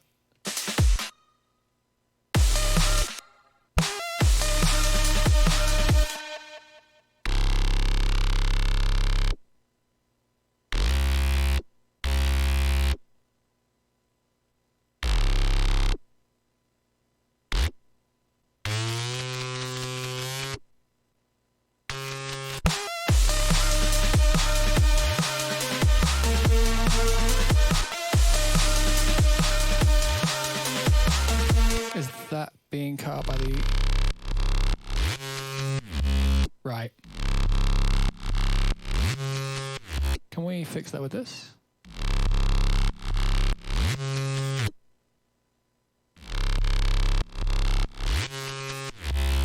Not really. What a shame. Might not be the call anyway. Whoa, that's over the top. Yeah, we don't want that. Fuck. On. Turn that off.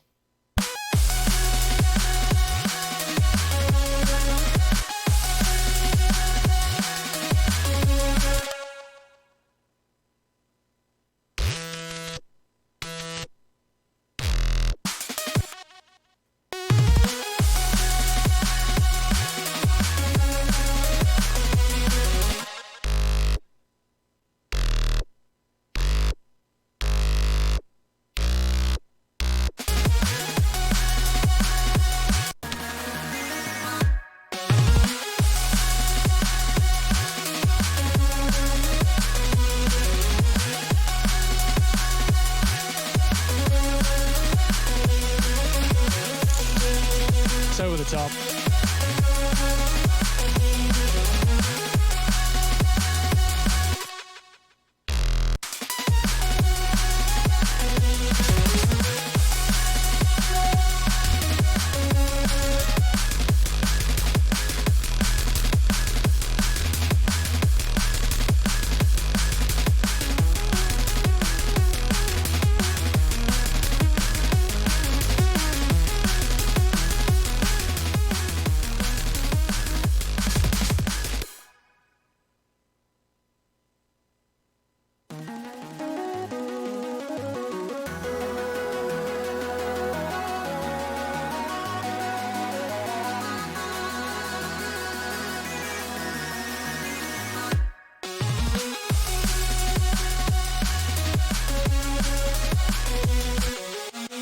Sounds different. Why does it sound different?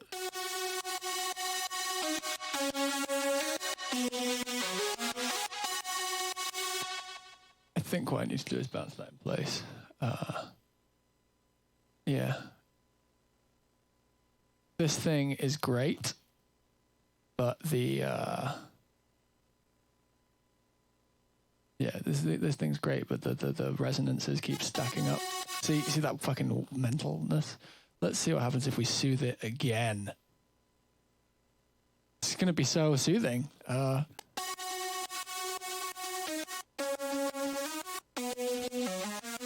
Sounds kind of real now, though, in a strange roundabout way.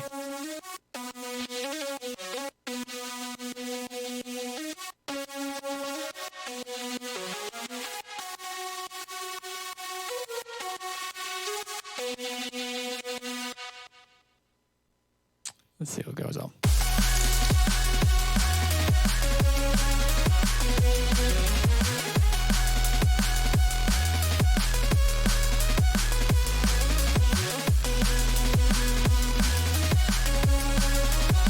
I'm kind of over this project for a bit. I think we may want to move on.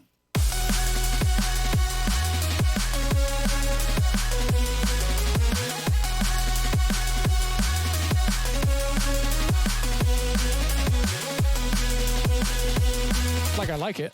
Don't get me wrong. I think I've just listened to it for too long. I think we've done a lot here. I think it's cool. I'm not against it. It's not the best thing I've ever made. It's not the worst thing I've ever made. Overall, all in all, I'm content here. But I think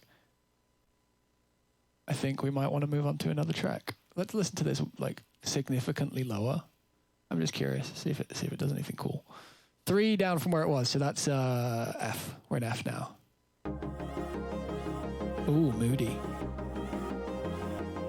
I'm going to take the bass because we're very low here. We have to take it up octaves.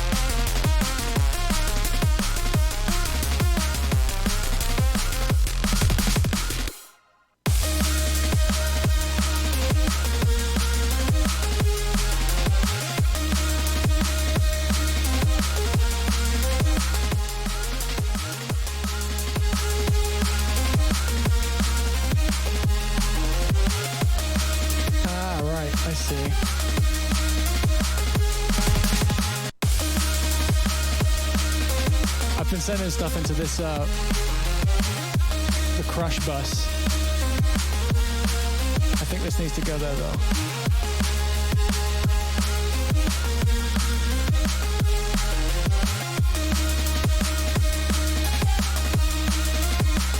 It's now in F.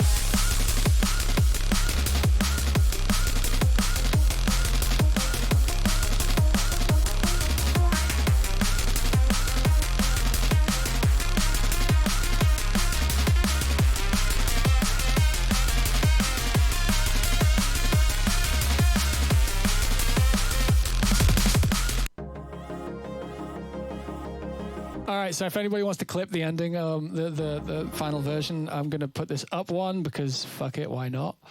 Or down one. Now we're going to put it up one. And then I'm going to play through it, and that's where we're going to leave this one today. And then we're going to spend maybe 2 hours on some hip-hop. And then we'll do dubstep next time. Because dubstep's a bit more time-consuming than hip-hop. Here you go.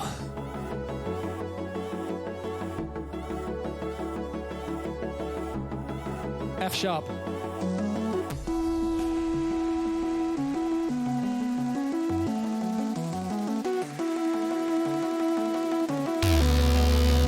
Sorry.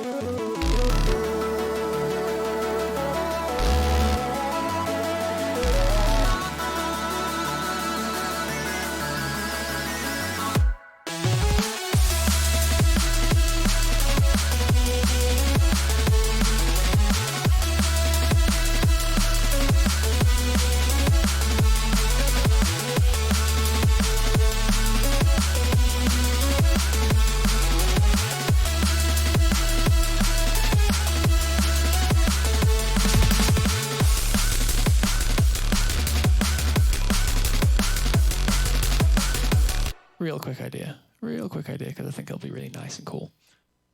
Just to kind of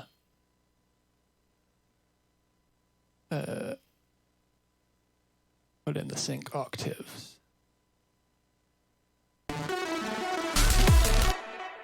Not that.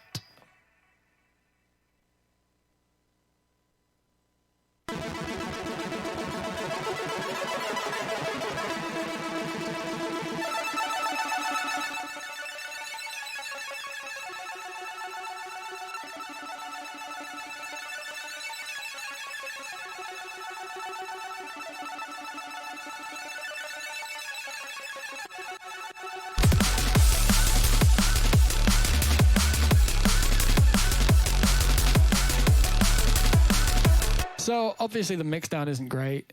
It's a little muddy. I'm pretty sure the curve's off. Let's have a look. Little finalization here. Little finalization. Let's have a look at what it's doing. It's not limited either. It's distorting slightly.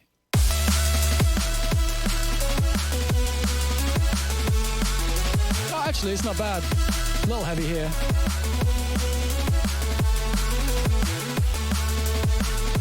And if it were me, I'd probably do this.